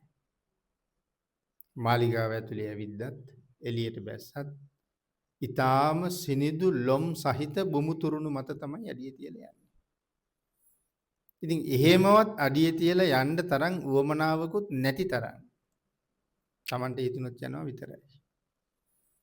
මොකද අනිත් සියල්ලම ළඟට ලැබෙන්න ඒ පහසුකම් ඔක්කොම ලබන්න තරම් සංසාරේ පින් කරලා තියෙනවා. සේවකයෙකුට නමුත් යම් වැඩක් පවරලා පොඩි හරි වෙලාවක් යනව නම් කාරණාව කෙරෙන්න සෝනකෝලිවිස සිටුවරයා අහනවා කියලා කියන මං කකුල බිම තියන්නද කියලා. කකුල බිම තිබ්බොත් ඒ පුද්ගලයාට ඔළුවේ කැක්කුම හැදෙනවා කියනවා දරා ගන්න බැරි වෙන්න. මොකද මේ සිටුවරයාගේ පාදයේ බිම තිබ්බවන්න තරම් මට සුදුසුකමක් නැහැ. මොකද ඔහු එච්චර පින් තියෙන කෙනෙක් කීවොත් කියපු ගමන් කරලා දෙන්න ඕනේ. එච්චරට පින් කරලා තියෙනවා. ඉතින් ඒක නිසා එහෙම ඇවිදලා යන්න තරම් වමනාවක් තිබුණේ නැහැ. ඉතින් ඔච්චරට පින් කළෙත් පින්නතුනි මේ ශාසනය ඇසුරු කරගෙන. ඉතින් එතකොට හිතන්නකෝ අපේ ජීවිත කාලේ අපි මොනවද එහෙනම් කළේ කියලා. මේ බන්ධනවල බැඳිලා තමන් වෙනුවෙන් පැය 24න් පැය 2ක් 3ක්වත් වෙන් කරගන්නේ නැතුව අපේ ජීවිතේම ඉතින් අනුන් වෙනුවෙන් කැපවෙච්ච අනුන්ට වැඩ කරපු ජීවිතයක්. නමුත් ශාසනයේ පරාමර්ශණය කරගෙන කොච්චර පින්කම් කරගත්ත උතුමන් වහන්සේලා ගැනද අපි අද මේ සාදු කී කතා කරන්නේ. ඉතින් ඒත් බුද්ධ ශාසන මුණ ගැහිලා මේ මුණ ගැහිලා තියෙන ඒත් බුද්ධ ශාසනයක්. ඉතින් තවත් මොනවද කරන්න ඕනි කියන කාරණාව පිළිබඳව ටිකක් හිතන්න වටිනවා එතකොට. ඉතින් ශාසනයේ පැවිදි වුණාට පස්සේ ඉතින් කවදාවත් රළු පොළොවේ ඇවිදලා නැහැ. නමුත් වීරිය අධිකයි. ඒක නිසා සක්මන් කරන්න ගියා. ඉතින් සක්මන් කරනකොට යටිපතුල් වලින් ලේ ගලනවා. මොකද රළු පොළොව පෑගිලා පුරුදු නෑ. වීරිය මොනතරම්ද යටිපතුල් වලින් ලේ ගලලා ඇවිදින්න බැරි තරම්ම පතුල තුවාල වෙනකොට දනිස් දෙකෙන් යනවා. දනිස් දෙකෙන් ගිහිල්ලා දනිස් දෙක හැම යනකොට ආයෙත් ඇවිදිනවා. ආයෙත් ටිකක් වේලිච්ච තුවාල වලින් ආයෙ ලේ යනකොට ආයෙත් දනිස් දෙකෙන් යනවා. ඉතින් භාග්‍යතුන් හස මේක භාග්‍යතුන් හසේ දැක්කා. මේ සක්මන දැක්කා. ඒ නිසා දැකලා ඇහුවා කාගේද මේ සක්මන හරියට ඌරෙක් කැපුවා වගේ කියලා. ඒ තරම් ලේ කියලා. කිව්වා ස්වාමීනි සෝනකෝලීස භික්ෂුන් වහන්සේගේ සක්මන. මං එන්න කිව්වා කියන්නේ කිව්වා. භාග්‍යතුන් වහන්සේ ගාවට ආවට පස්සේ කතා කරලා ඇහුවා කාගේද අර සක්මන? ස්වාමීනි මගේ. කරුණු කාරණා භාග්‍යතුන් වහන්සේ ඇහුවා. මොකද වීරිය වැඩි ප්‍රඥාව අඩුයි. ඒක නිසා භාග්‍යතුන් වහන්සේ කතා කරන්න පටන් ගන්නේ මේ සෝනකෝලීස සිටුවරය කියලා කියන්නේ අතිශයින්ම දක්ෂ වීණා වාදකයෙක්. දී සඳහන් කළා ඊටාම දක්ෂ වීණා වාදකයෙක්. ඒ නිසාම වීණාවේ තත් හිර කරන හැටි උපමා කරගෙන පැහැදිලි කරමින් තමයි භාග්‍යතුන් වහන්සේ ධර්මයේ දේශනා කොට වදාළේ. සෝනකෝලීස සිටුවරයත් හුඟක් ඉගෙනගෙන තියෙන්න ඇති. නමුත් ඉතින් සිටුවරු කියන එක වැඩියෙන් සිටුවරු කියන අය වැඩිපුරම ඉගෙන ගන්න යොමු වෙනවට වඩා ධනය හම්බ කරන්න තමයි යොමු වෙන්නේ කියලා සඳහන් කරනවා. බ්‍රාහ්මණවරු කියලා කියන්නේ ධනය හම්බ කරන්න යොමු වුණාට වඩා ඉගෙන ගන්න තමයි වැඩිපුරම යොමු වෙලා තියෙන්නේ. කෙසේ වෙතත් මේ සෝනකෝලීස සිටුවරය කොහොමද කියලා අපි දන්නේ නැහැ. ඉතින් දක්ෂ වීණා වාදකෙක් ඉතින් භාග්‍යතුන් වහන්සේ මේ වීණාවේ තත් හිර කරන හැටි පෙන්නමින් තමයි ධර්මයේ පැහැදිලි කරන්නේ. ඉතින් සෝන කොහොමද ඔය වීණාව ඔච්චර ලස්සනට වාදනය කරන්න හඬ නැගෙන්න වීණාවේ තත් ගොඩාක් හිර කරන්න ඕනේ කියලා කිව්වා. නෑ ස්වාමීනි තත ගොඩාක් හිර කරාම මිහිරි හඬක් නැගෙන්නේ නැහැ. එහෙනම් ගොඩක් බුරුල් කරනවද කියලා අහනකොට ගොඩක් බුරුල් කරාමත් මිහිරි හඬක් එන්නේ නැහැ. එහෙනම් කොහොමද ඔච්චර මිහිරි විදිහට වාදනය කරන්නේ? ස්වාමීනි ගොඩාක් හිර කරන්නෙත් නැතුව, ඊටාම බුරුල් කරන්නෙත් නැතුව මධ්‍යස්ථ මට්ටමේ තියාගෙන තමයි තත් හිර කරන්න ඕනේ. එතකොට තමයි ඊටාම සෙව් මිහිරි හඬක් නැගෙන්නේ. ඒ උත්තරේ භාග්‍යතුන් වහන්සේ අරගෙන දේශනා කරනවා සෝන මගේ ශාසනයේ වීරිය වඩන අයගේ වීරිය වැඩි වුණත් ශ්‍රද්ධාව වැඩි වුණත් නැත්නම් ප්‍රඥාව වැඩි වුණත් මේ බලාපොරොත්තු ගමන යන්න බෑ. ඒ නිසා මේ ශ්‍රද්ධාවයි ප්‍රඥාවයි සමාන වෙන්න ඕනේ. ආන්ගේ සමබර වීම තුළ තමයි උතුම් ගමනක් යන්න පුළුවන් වෙන්නේ. කියන කරුණු දක්වලා ධර්මයේ දේශනා කරනකොට මේ ශ්‍රද්ධාව ප්‍රඥාව සමාන වෙන්න ඕනේ කියන කාරණාව. I think අමුතුවෙන් පෙන්වන්න ඕනේ ඒ සමාන වීම කියන කාරණාව කොහොමද කියලා. මොකද වීණාවේ හඬ ලස්සන වෙන්නේ වීණාතත් කොහොම හිර වුණාමද කියලා දන්න නිසා. ඉතින් අන්න ඒ වගේ කාරණා අරගත්තාම ගොවියෙකුට නගුලක් පෙන්නලා නගුල උපමාම කරලා ධර්ම දේශනා කරනකොට මේ නගුල කොහොම වුණොත්ද හරියට හාන්න පුළුවන් වෙන්නේ හරියට මඩ කරන්න පුළුවන් වෙන්නේ කියන කාරණාවල් ඔහුට 아무තෙන් පැහැදිලි කරන්න ඕනේ නැහැ. නිසා අවශ්‍ය තැන ඉඳලා කරුණු පෙන්නලා නොගැඹුරු කරලා දක්වලා අවබෝධ කරවලා ධර්මයේ වටහලා දෙන තැනට භාග්‍යතුන් වහන්සේ කටයුතු කළා. ඒකට මේ ලෞකික ශිල්ප ශාස්ත්‍ර උගත්ද නුගත්ද කියන කාරණාව වටින්නේ නැහැ. අදත් භාග්‍යතුන් වහන්සේගේ ධර්මය උගතුන්ට විතරයි තේරෙන්නේ කියලා කාරණාවක් කොහොමවත්ම නැහැ. ඒ ධර්මයේ කාටත් අවබෝධ වෙන විදිහට තමයි දේශනා කරලා තියෙන්නේ. ගැඹුරු දහම් කාරණා අහන අයට තේරෙන විදිහට දේශනා කරන්නත් ඕනේ. අහන කෙනාට මම කියන කාරණාව වැටහෙනවද කියලා තමන්ගේ පැත්තෙන් හිතලා බලන්නත් ඕනේ කියලා සඳහන් කරනවා. ඒ වගේම ධර්ම කාරණාව මේ අයට තේරෙනව ඇද්ද නැද්ද? එහෙම නැත්නම් මට මේ ධර්ම කාරණාව මේ අයට විවෘත කරලා පෙන්වන්න හැකියාව තියෙනවද? තියෙනවා නම් ධර්මාර්ථයට හානියක් නැතුව ඒක විවෘත කරන්නේ කොහොමද? එහෙම විස්තර කරාම ඇතුලේ තියෙන දේවල් පෙන්නලා ඔසවලා අවබෝධ කරවන්න හැකියාවක් ඇති ආකාරයට දැනෙන ආකාරයට වැටහෙන විදිහට ධර්මයේ දේශනා කරන එකට තමයි විභජිස්සන්ති කියලා කියන්නේ. හොඳට අභ්‍යන්තර ධර්ම කාරණාව සරල කරලා බෙදලා සිවුම් කරලා දක්වන්න ඕනේ වැටහෙන තාක්කල්. ගැඹුරු දේවල් ගැඹුරු කරලා පෙන්වන්නත් ඕනේ. නොගැඹුරු කාරණා අවබෝධ කරවන්නත් ඕනේ. ගැඹුරු කාරණා නොගැඹුරු කරලා පෙන්වන්නත් ඕනේ. ඒ ගැඹුරු කාරණා නොගැඹුරු කරලා පෙන්වනකොට තමයි උත්තානි කරිස්සන්ති කියලා සඳහන් කරන්නේ. එහෙනම් ආදේශනා, පඤ්ඤපනා, පට්ඨපනා, විවරණා, විභජනා ආදි වශයෙන් පැහැදිලි කරලා තියෙන්නේ මෙන්න මේ කාරණා.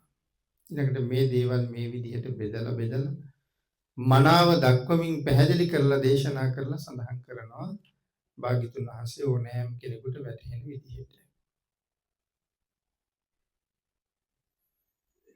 සහ ධම්මේන ධර්ම කරුණු සහිතව සුනිග්ගහිතං නිග්ගහිත්වා මනා නිග්‍රහයෙන් නිග්‍රහ කරලා කියන්නේ පිළිතේ සඳහන් කරනවා වැරදි ධර්ම කාරණාවක් කොතන හරි කියලා තියෙනවා නම් වැරදි ධර්ම කාරණාවක් වටහා ගන්නේ නැතුව කෙනෙක් විස්තර කරලා තියෙනවා නම් වැරදි විදිහට කවදාවත් ඒ ධර්ම කාරණාව වරද්දපු පුද්ගලයාට චෝදනාවක් කරන්න එපා කියලා. මේක භාග්‍යතුන් වහන්සේම දේශනා කරන දෙයක්. වැරදි කාරණාව දේශනා කරපු පුද්ගලයාට චෝදනා කරන්න එපා කියලා කියනවා. uppannam parappawadam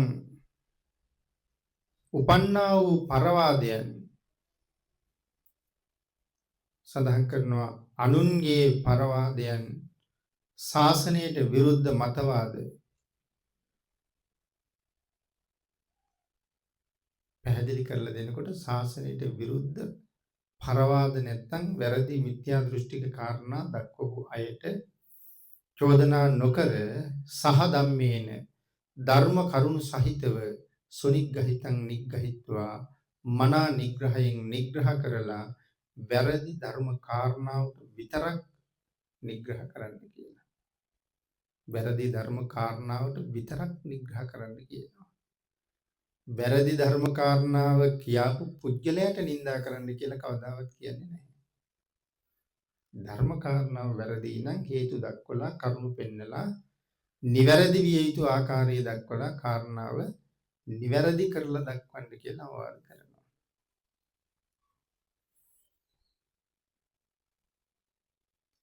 ඊළඟට පැහැදිලි කරනවා වැරදි ධර්ම කාරණාවට විතරක් නිග්‍රහ කරන්න ඕනේ. පුද්ගලයන්ට නිග්‍රහ නොකළ යුතුයි. සප්පටිහාරයන් ප්‍රාතිහාර්ය සහිතව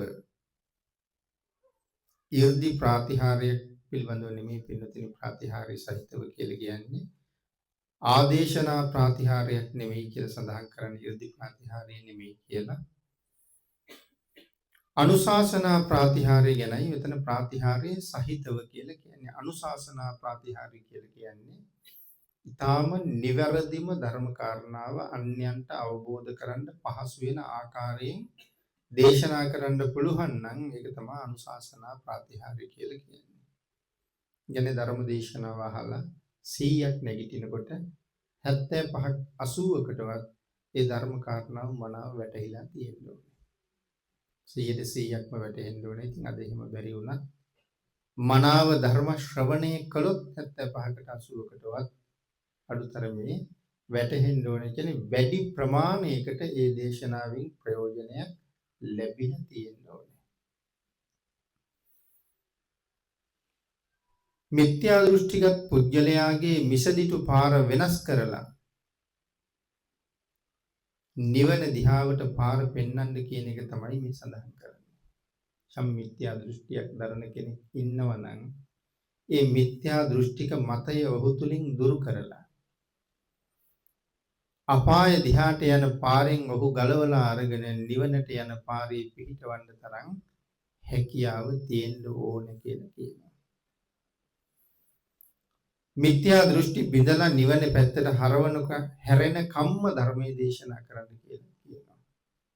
මිත්‍යා දෘෂ්ටි බිඳලා නිවන පැත්තට හැරෙන කම්ම ඔහුට කරුණු පැහැදිලි කරන්න කියලා සඳහන් කරනවා. සප්පටිහාරියං ධම්මං දේසිස්සanti කියලා සඳහන් කරලා තියෙන එක නිසා. ඊළඟට පින්නතුනි මෙන්න මේ කරුණාව තමයි භාග්‍යතුන් වහන්සේගේ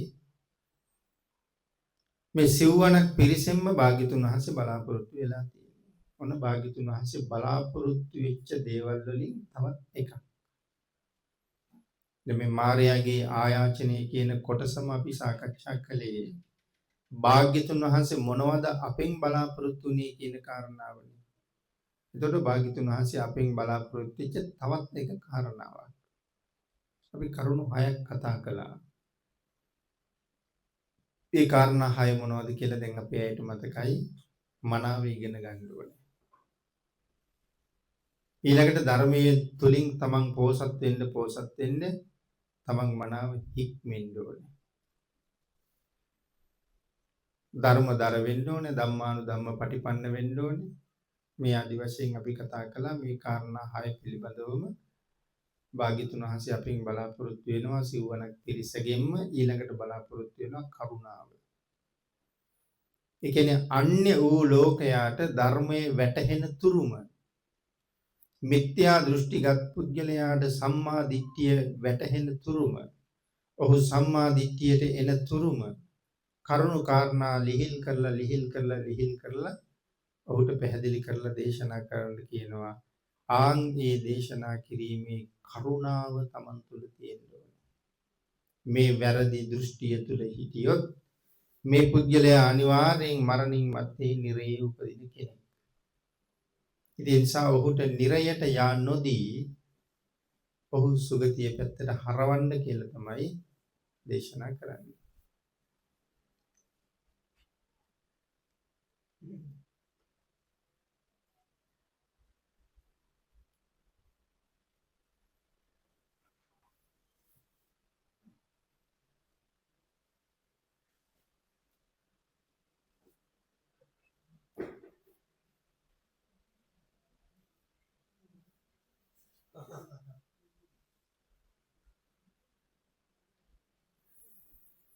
එහෙමනම් පින්නතුනි මෙතන සඳහන් කරනවා මේ සූත්‍රයෙන් එන කාරණාව.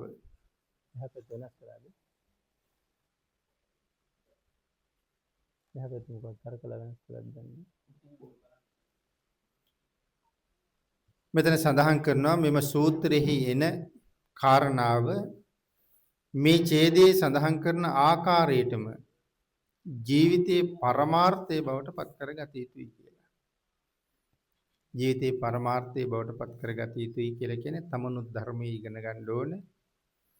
තමන් ධර්මයේ තුල හසල අවබෝධයක් ලබා ගන්න ඕනේ.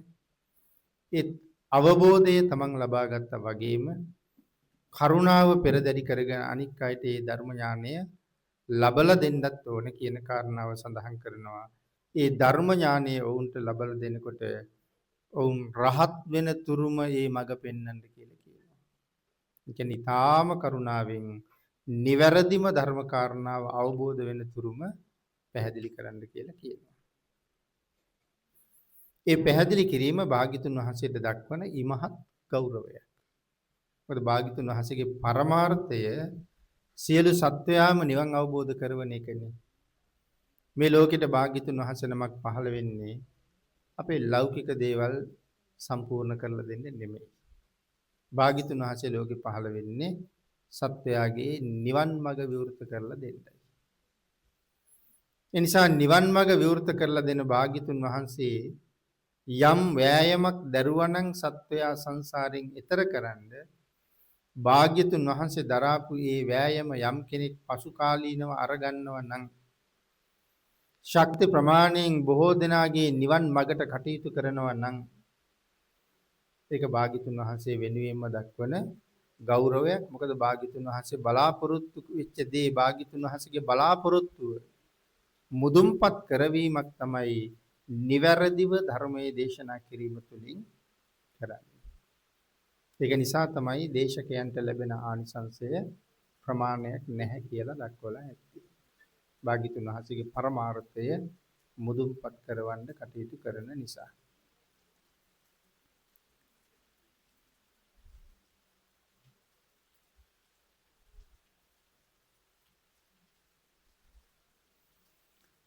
යාව මේ උපාසකා න ශාවකා භවිස්සanti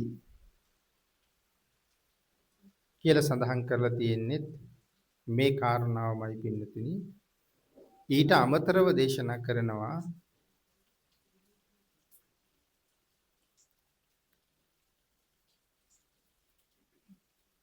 ඉදං බ්‍රහ්මචරියං න ඉදං චේව භවිස්සanti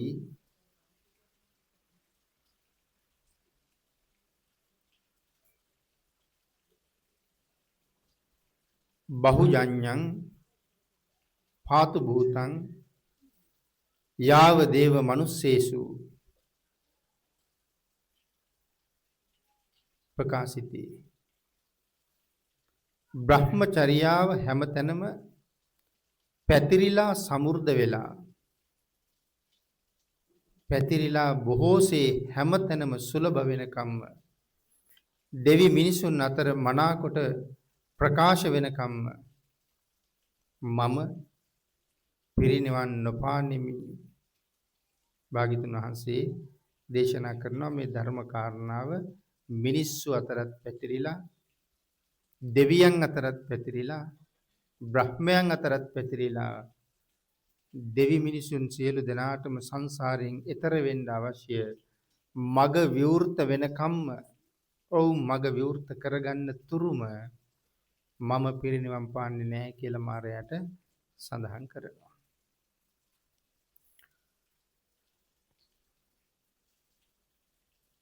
ඊළඟට භාග්‍යතුන් වහන්සේ පිරිනිවන් පාන අවස්ථාව වෙනකොට දෙවි මිනිසුන්ට වෙන කල යුතු දෙයක් තිබිලා නැහැ කියලා සඳහන් කරනවා. මොකද මේ ලෝකයේ නිවන් උදෙසා කරන්න දෙයක් දෙවි මිනිසුන් අතර කොහෙවත් නැහැ. සියලු දෙනාටම නිවන් දකින්න අවශ්‍ය මාර්ගය සමස්ත සමාජයේ තුලම භාග්‍යතුන් වහන්සේ ප්‍රචලිත කරලා ඉවර කළා. ඒ නිවන් මඟ මනාව විවෘත කරලා ඒ නිවනට යන අපූර්වතම අනුපූර්ව ප්‍රතිපදාව මිනිස්සු අතරත් ප්‍රසිද්ධ කළා, දෙවියන් අතරත් ප්‍රසිද්ධ කළා, බ්‍රහ්මයන් අතරත් ප්‍රසිද්ධ කළා.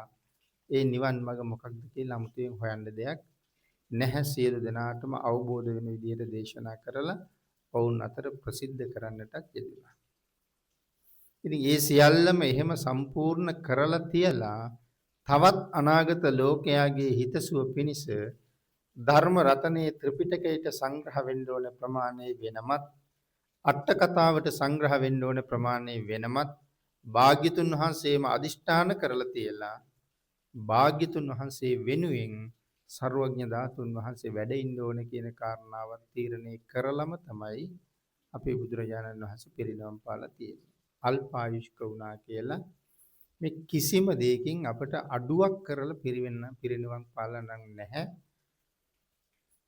ආයුෂ අවුරුදු ලක්ෂයක් භුක්ති විඳ බුදුරජාණන් වහන්සේ නමක් ලෝක සත්‍යය වෙනුවෙන් යම් කර්තව්‍යයක් සම්පූර්ණ කළාද අවුරුදු 45ක් ඇතුලේ අපේ බුදුරජාණන් වහන්සේ ඒ කාර්ය අල්ප මාත්‍ර අඩුවක් නැතුව ඒ විදිහටම සම්පූර්ණ කරලා තියලා තමයි පිරිනිවන් පාලා තියෙන්නේ.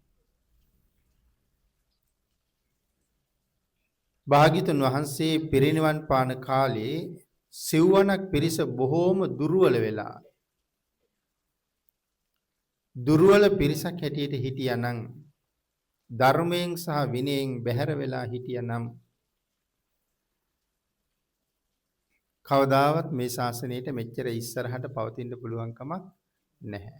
නමුත් සඳහන් කරනවා කියලා පැහැදිලි කරනවා මිත්‍යා මතවාදීන් භාග්‍යතුන් වහන්සේ පිරිනිවන් පාන කාලේ වෙනකොට මේ සිව්වණක් පිරිස බොහොම දුර්වල වෙලා හිටියා. ධර්මයෙන් සහ විනයෙන් බැහැර වෙලා හිටියා කියලා. ඉතින් එවන් මිත්‍යා මතවාදත් අහන්න ලැබෙනවා කියලා ඒ කාරණාව පරප්පවාදයක්. මිත්‍යා මතවාදයක් කියලාම සඳහන් කරලා තියෙනවා. මොකද එහෙම වෙන්න කොහොමවත්ම හේතුවක් නැහැ. භාග්‍යතුන් වහන්සේ පිරිනිවන් පානා කාලේ වෙනකොට මහරහතන් වහන්සේලා ඕනතරම් මේ ශාසනයේ වැඩ හිටියා. එහෙනම් ධර්මයයි විනයයි පිරිහිලා තිබුණා කියලා කාරණාවක් නැහැ පින්නතුනි. භාග්‍යතුන් වහන්සේ පිරිනිවන් පෑවට පස්සෙත් බොහෝ කාලයක් ගත වෙනතුරු මේ ශාසනයේ රහතන් වහන්සේලා පහළ වුණා. අදත් ලෝකේ රහතන් වහන්සේලා ඊටාම පැහැදිලිව වැඩ ඉන්නවා. ලෝකය මහණෙනි රහතුන්ගෙන් හිස් වෙන්නේ නැහැ කියන එක භාග්‍යතුන් වහන්සේගේ මනාව වූ දේශනාවක්. කවදාවත් ලෝකය රහතුන්ගෙන් හිස් නැහැ ශාසනයේ පවතින තුරු. ඉතින් මිත්‍යා දෘෂ්ටියක් වෙලා තියෙනවා නම් ධර්මයේ විනය පිරිහිලා තියෙනවා නම් රහතන් වහන්සේලා පහළ වෙන්න හේතුවක් නැහැ. ඊළඟට පින්නතුනි සඳහන් කරනවා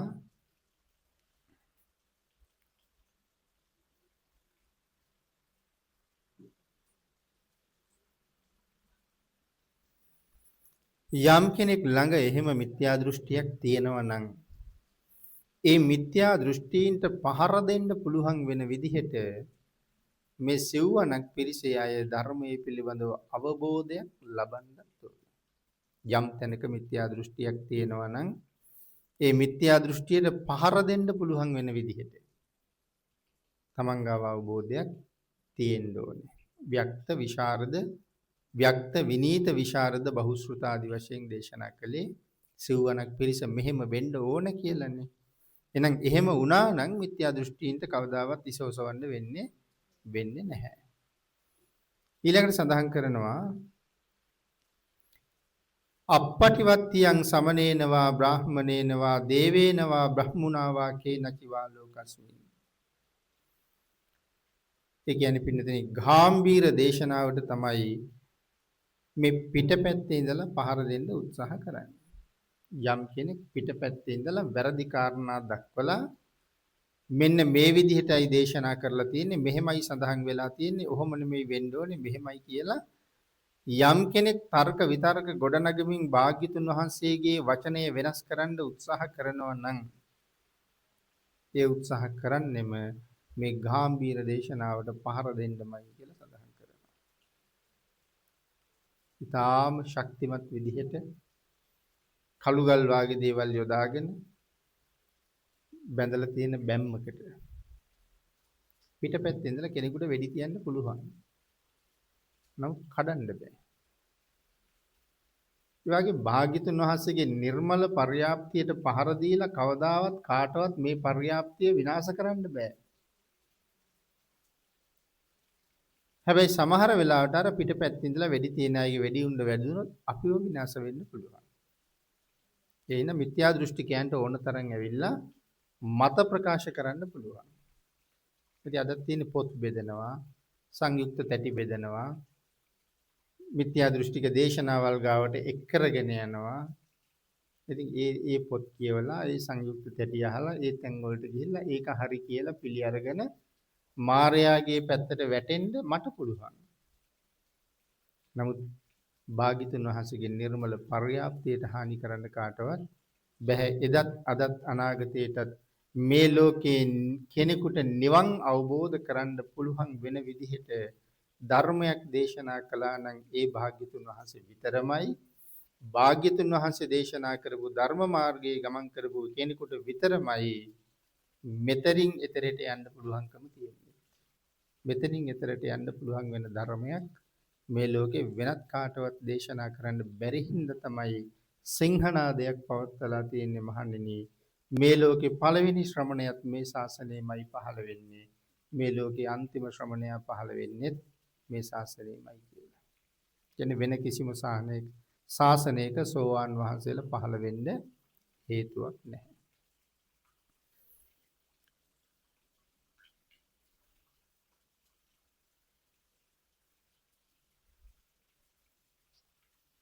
ඒ නිසා අපහුත් පැහැදිලි කරනවා මොනම හේතුවකටවත් පුද්ගල විරුද්ධත්වයක් ඇති නොකර ගත යුතුයි.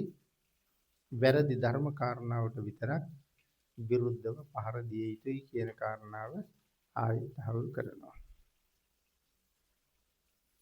නිර්මල බුද්ධ වචනය වෙනස් නොකර ආරක්ෂා කරනවා නම් යම් කෙනෙක් ඒක ඊටාම ආනිසංස සහිතයි. ඒක මහ විශාල කුසලයක්. සමහර තැනක සඳහන් කරනවා කියලා සඳහන් පැහැදිලි කරනවා ඒ කාලේ පරමායුෂ අවුරුදු 120යි කියලා. මේ අපෝ මිත්‍යා දෘෂ්ටියක් ගැන තමයි මේ සඳහන් කරන්නේ අං පහර දෙන්න කියලා කියන කරුණක්.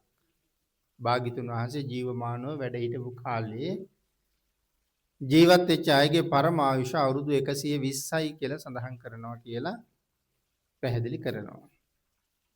නමුත් දීඝනිකායේ මහා පදාන සූත්‍රයේ සඳහන් කරලම තියෙනවා සියලු බෝසත්වරු උපදින්නේ අසංඛ්‍ය ආයුෂ්ක සිතකින් කියලා. සියලු බෝසත්වරු උපදින්නේ අසංඛ්‍ය ආයුෂ්ක සිතකින් සඳහන් කරන්නේ දීඝනිකායේ මහා පදාන සූත්‍ර දේශනාවේ. අවශ්‍ය නම් බුදුරජාණන් වහන්සේට කල්පයක් වැඩ ඉන්න පුළුවන් කියන කාරණාව තමයි මේ සඳහන් කරන්නේ. ඉතින් මේ කාලේ ආයුෂ් කල්පය කියලා එකක් විස්තර කරනවා. ඉතින් ආයුෂ් කල්පය කියලා කියන්නේ ජීවත් වෙන කාලයයි කියලා විස්තර කිරීමක් කරනවා. ඒක වැරදි කියලා සඳහන් කරනවා. අවුරුදු 100ක් ජීවත් වෙනවා නම් ආයුෂ් කල්පය අවුරුදු 100යි. අවුරුදු 120ක් ජීවත් වෙනවා නම් ආයුෂ් කල්පයයි කියලා කිව්වේ අවුරුදු 120යි. එහෙම නැත්නම් ඒ කාලේ තිබිච්ච පරමාවශ්‍ය තමයි ආයුෂ් කල්පය කියලා විස්තර කිරීමක් කරනවා. ඉතින් ඒක කියනවා පරප්පවාදයක්. ඒක අන්‍ය මතයක්. ඒක භාග්‍යතුන් වහන්සේගේ අදහසක් නෙමෙයි යන්නේ. ඒක එතකොට මිත්‍යා දෘෂ්ටියක්. එනිසා මහා පදාන සූත්‍රයෙන් දේශනා කරන්නේ සියලු බෝසත්වරු අසංඛ්‍ය ආයුෂ්කවයි උපදින්නේ. ඒ තරම් දීර්ඝ කාලයක් කල්පයක් පුරාවට වුණත් වැඩ ඉන්න පුළුවන් ආයුෂයක් අරගෙන තමයි උපදින්නේ. අසංඛ්‍ය ආයුෂ්කයි කියලා සඳහන් කරන්නේ ඒකයි. මෛත්‍රී පූර්ව භාග ඥාන සංප්‍රයුක්ත අසංඛ්‍ය ආයුෂ්ක සිතකින් බෝසත්වරු උපදිනවා කියන කාරණාව සඳහන් කරනවා. පිනෙහි උපරිමයත් අරගෙන මනුලව උපදින බෝසතාණන් වහන්සේ මනුලව තියෙන උපරිම ආයුෂයත් අරගෙන තමයි උපදින්නේ. පිනෙහි උපරිමයත් අරගෙන මනුස්ස ලෝකේ උපදිනකොට මනුස්ස ලෝකේ තියෙන උපරිම ආයුෂයත් අරගෙන තමයි මනුස්ස ලෝකේ උපදිනකොට උපදින්නේ. දීඝනිකායේ මහා පදාන සූත්‍රයේ මහ බෝසත්වරු පිළිබඳව විශේෂ විස්තරයක් සඳහන් කරන සූත්‍ර දේශනාවක් අට කතාවෙත් ඒ පිළිබඳව මනාව පැහැදිලි කරලා තියෙනවා. විපස්සයාදී සියලුම බෝසත්වරු මෛත්‍රී පූර්ව භාග සෝමනස්ස සහගත ඥාන සංප්‍රයුක්ත අසංකාරික සිතකින් මෞකුස පිළිසඳගත්හ කියලා සඳහන් කරනවා. ඒ සිතින් ගන්නා ලද ප්‍රතිසන්දිය අසංකේයයක් ආයුෂයෙන් යුක්තයි කියලා සඳහන් කරනවා. අවුරුදු අසංකේයයක් වුණත් වැඩ ඉන්න පුළුවන්කම තියෙනවා. මෙසේ සියලුම බුදුවරු අසංඛ්‍ය ආයුෂ්ක සිත් වලින් උපදින අයයි. මේ කරුණෙන් කෙලින්ම සඳහන් කරන්න පුළුවන් භාග්‍යතුන් වහන්සේ අවුරුදු 120ක් භාග්‍යතුන් වහන්සේට අවුරුදු 120ක ආයුෂයක් නැහැ. අවශ්‍ය නම් බුදුරජාණන් වහන්සේට අවුරුදු අසංඛ්‍යයක් ආයුෂ වුණත් වැඩ ඉන්න පුළුවන්. එච්චර කාලයක් වැඩ ඉන්න පුළුවන්කම තිබිලත් එහෙනම් ඇයි බුදුරජාණන් වහන්සේ පිරිනිවන් පෑවේ අපි කෙරෙහි කරුණාවක් අනුකම්පාවක් නැතුවද කියලා මේ කාලේ කෙනෙකුට හිතෙන්න පුළුවන් ප්‍රශ්නයක් අහන්නත් පුළුවන්.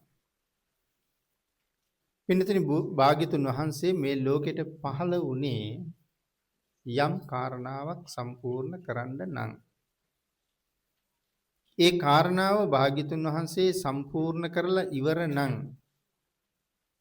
එතනින් එහාට භාග්‍යතුන් වහන්සේ තවත් වැඩ ඉන්නේ නැහැ. අපි හේනට යන්නේ යම් වැඩක් කරන්නද වැඩ ටික ඉවර කළාට පස්සේ අපි කරන්නේ හේනෙන් යන එක. අපි කාර්යාලයට යන්නේ යම් ආකාරයක කාරණා ටිකක් කාර්යාලය තුල කරන්න නම් කාර්යාලේ වැඩ ඉවරුනාට පස්සේ අපි තවත් කාර්යාලයට වෙලා ඉන්න ස්වභාවය නැහැ. වැඩ ටික ඉවර නම් අපි එතනින් යනවා. නම් භාග්‍යතුන් වහන්සේ මේ ලෝකෙට පහළ වුණේ යම් කාර්යයක් කරන්න නම් ඒ කාර්යය ඉවරුනාට පස්සේ භාග්‍යතුන් වහන්සේ ඉන්න එකේ තේරුමක් නැහැ. අපි කියමු අපේ ගෙදරට වැඩකට කාට හරි එන්න කිව්වා. ඉතින් පුජලයාගේ දැන් වැඩ ඉවරයි. තවත් ඉන්නව නැතිනම් අපිට කරදරයක් තමයි තියෙන්නේ. භාග්‍යතුන් වහන්සේ වැඩ හිටියා කියලා කරදරයක් නැහැ. භාග්‍යතුන් වහන්සේ කාර්ය ඉවර කෙරුවා නම් එතන ආපහු ඉන්නේ නැහැ. ඒ නිසා අග්‍රපස්ථායකයන් වහන්සේ සමහරට ආරාධනාවක් කළත් බුදුරජාණන් වහන්සේ ආරාධනාව ප්‍රතික්ෂේප කරන්න තිබුණා. මොකද අග්‍රපස්ථායකයන් වහන්සේට කලින් මහා ප්‍රජාපති ගෞතමීන් වහන්සේ කල්පයක් වැඩ ඉන්න කියලා බුදුරජාණන් වහන්සේට ආරාධනාවක් කළා. ඒ ආරාධනාව බුදුරජාණන් වහන්සේ ප්‍රතික්ෂේප කළා. ඉතින් බුදුවරු කියලා කියන්නේ වචන දෙකක් කවදාවත් නැහැ. මුල් අවස්ථාවේ බෑ කීවනම් ඒක ඉතින් ආයෙ දිගටම බෑම තමයි. එන් වැඩ ඉන්නේ නැහැ කිව්වනම් වැඩ ඉන්නේ නැම තමයි. ඉතින් ඒ කාරණාව සරියුත් මහරහතන් වහන්සේ දන්න නිසා තමයි අදිෂ්ඨාන කරලා බැලුවේ පෙර බුදුරජාණන් වහන්සේලාගේ අග්‍ර ශ්‍රාවකයන් වහන්සේ භාග්‍යතුන් වහන්සේට කලින් පිරිනවම් පෑවද භාග්‍යතුන් වහන්සේට පසුව පිරිනවම් පෑවද. ඉතින් තමන් වහන්සේගේ ඥාන ශක්තියෙන් වැටහෙන්නේ පෙර බුදුරජාණන් වහන්සේලාගේ අග්‍ර ශ්‍රාවකයන් වහන්සේලා භාග්‍යතුන් වහන්සේට කලින් පිරිනවම් පාලා තියෙනවා. ඒ කියන්නේ භාග්‍යතුන් වහන්සේ පිරිනවම් පාන්නේ පස්සේ. එහෙමනම් මටත් දැන් පිරිනවම් පාන්න කාලේ හරි කියලා තීරණය කරනවා. ඉතින් සාරිපුත්තයන් වහන්සේ පිරිනවම් පාලා වැඩි කාලයක් භාග්‍යතුන් වහන්සේ වැඩ ඉන්නේ නැහැ. ඒ කියන්නේ එහෙනම් සරියුත් මහරහතන් වහන්සේ හොඳාකාරවම දන්නවා භාග්‍යතුන් වහන්සේ කල්පයක් වැඩ ඉන්නේ නැහැ කියලා. ඉතින් භාග්‍යතුන් වහන්සේ කල්පයක් වැඩ ඉන්න තීරණය කළා නම් ඒකත් සාරිපුත්තයන් වහන්සේ කලින්ම දන්නවා. මොකද භාග්‍යතුන් වහන්සේ තනියම වැඩ ඉන්නේ නැහැ පින්නතුනි. මොකද මේ අග්‍ර ශ්‍රාවකයන් වහන්සේලා දෙනමක් පාරමිතා පුරලා තියෙන්නේ මගින් භාග්‍යතුන් වහන්සේ අතහැරලා යන්න නෙමෙයිනේ. භාග්‍යතුන් වහන්සේ වැඩ ඉන්න තාක්කල් ඒ අග්‍ර ශ්‍රාවකයන් වහන්සේලා මේ ශාසනයේ වැඩ ඉන්න ඕනේ. එහෙනම් භාග්‍යතුන් වහන්සේ වැඩ ඉන්න තීරණය කළා නම් සරියුත් මහරහතන් වහන්සේත් අදත් වැඩ ඉන්නවා. මුගලන් මහරහතන් වහන්සේත් අදත් වැඩ ඉන්නවා. සතරවරන් තෙරවරුත් අදත් වැඩ ඉන්නවා. 80 මහා ශ්‍රාවකයන් වහන්සේලා අදත් වැඩ ඉන්නවා. ඔය පිරිස නැතුව භාග්‍යතුන් වහන්සේ තනියම කොහොමවත් වැඩ ඉන්නේ නැහැ. එහෙනම් භාග්‍යතුන් වහන්සේ කල්පයක් පුරාවට වැඩ ඉන්නේ නැහැ කියන කාරණාව රහතන් වහන්සේලා හොඳාකාරවම දැනගෙන හිටියා. ඉතින් ඒක නිසා ආනන්දයන් වහන්සේට චෝදනා කරුවට භාග්‍යතුන් වහන්සේට ආරාධනා කළා නම් බාර ගන්න එක නැහැ භාග්‍යතුන් වහන්සේ. ආරාධනා කළේ නැහැ කියලානේ චෝදනාවක් අපේ තියෙන්නේ. ඒක හරි සංකීර්ණ කාරණාවක්. කෙසේ වෙතත් සියලුම බුදුරජාණන් වහන්සේලාට ඕන නම් කල්පයක් වැඩ ඉන්න පුළුවන්කම තියෙනවා. අසංක ආයුෂ්ක සිතකින් තමයි මව් කුසේ පිළිසිඳ ගන්න. අහවල් බුදුරජාණන් වහන්සේට මෙච්චර කල් වැඩ ඉන්න බෑ කියලා කතාවක් නැහැ. තමන් වහන්සේගේ කාර්ය ඉවර වුණාට පස්සේ මංගල්‍යයට සමවදින එක තමයි කරගන්නේ. එමනම් පින්නතුනි මේ මායාවේ ආයාචනය කියන කොටස තවත් දීර්ඝ කොටසක් අපිට සාකච්ඡා කරන්න තියෙනවා. අද ධර්මානුශාසනාව මේ ප්‍රමාණයක් සාකච්ඡා කරලා අපි මෙතනින් නිමා කරමු. සබ්බධන ධම්මධන ජිනාති දුර්ලභව ලැබූ වටිනා මනුස්ස ජීවිතේ අපට සිදු කර ගැනීමට හැකි දානයන් අතර උතුම්ම දානය නම් ධර්ම දානයයි.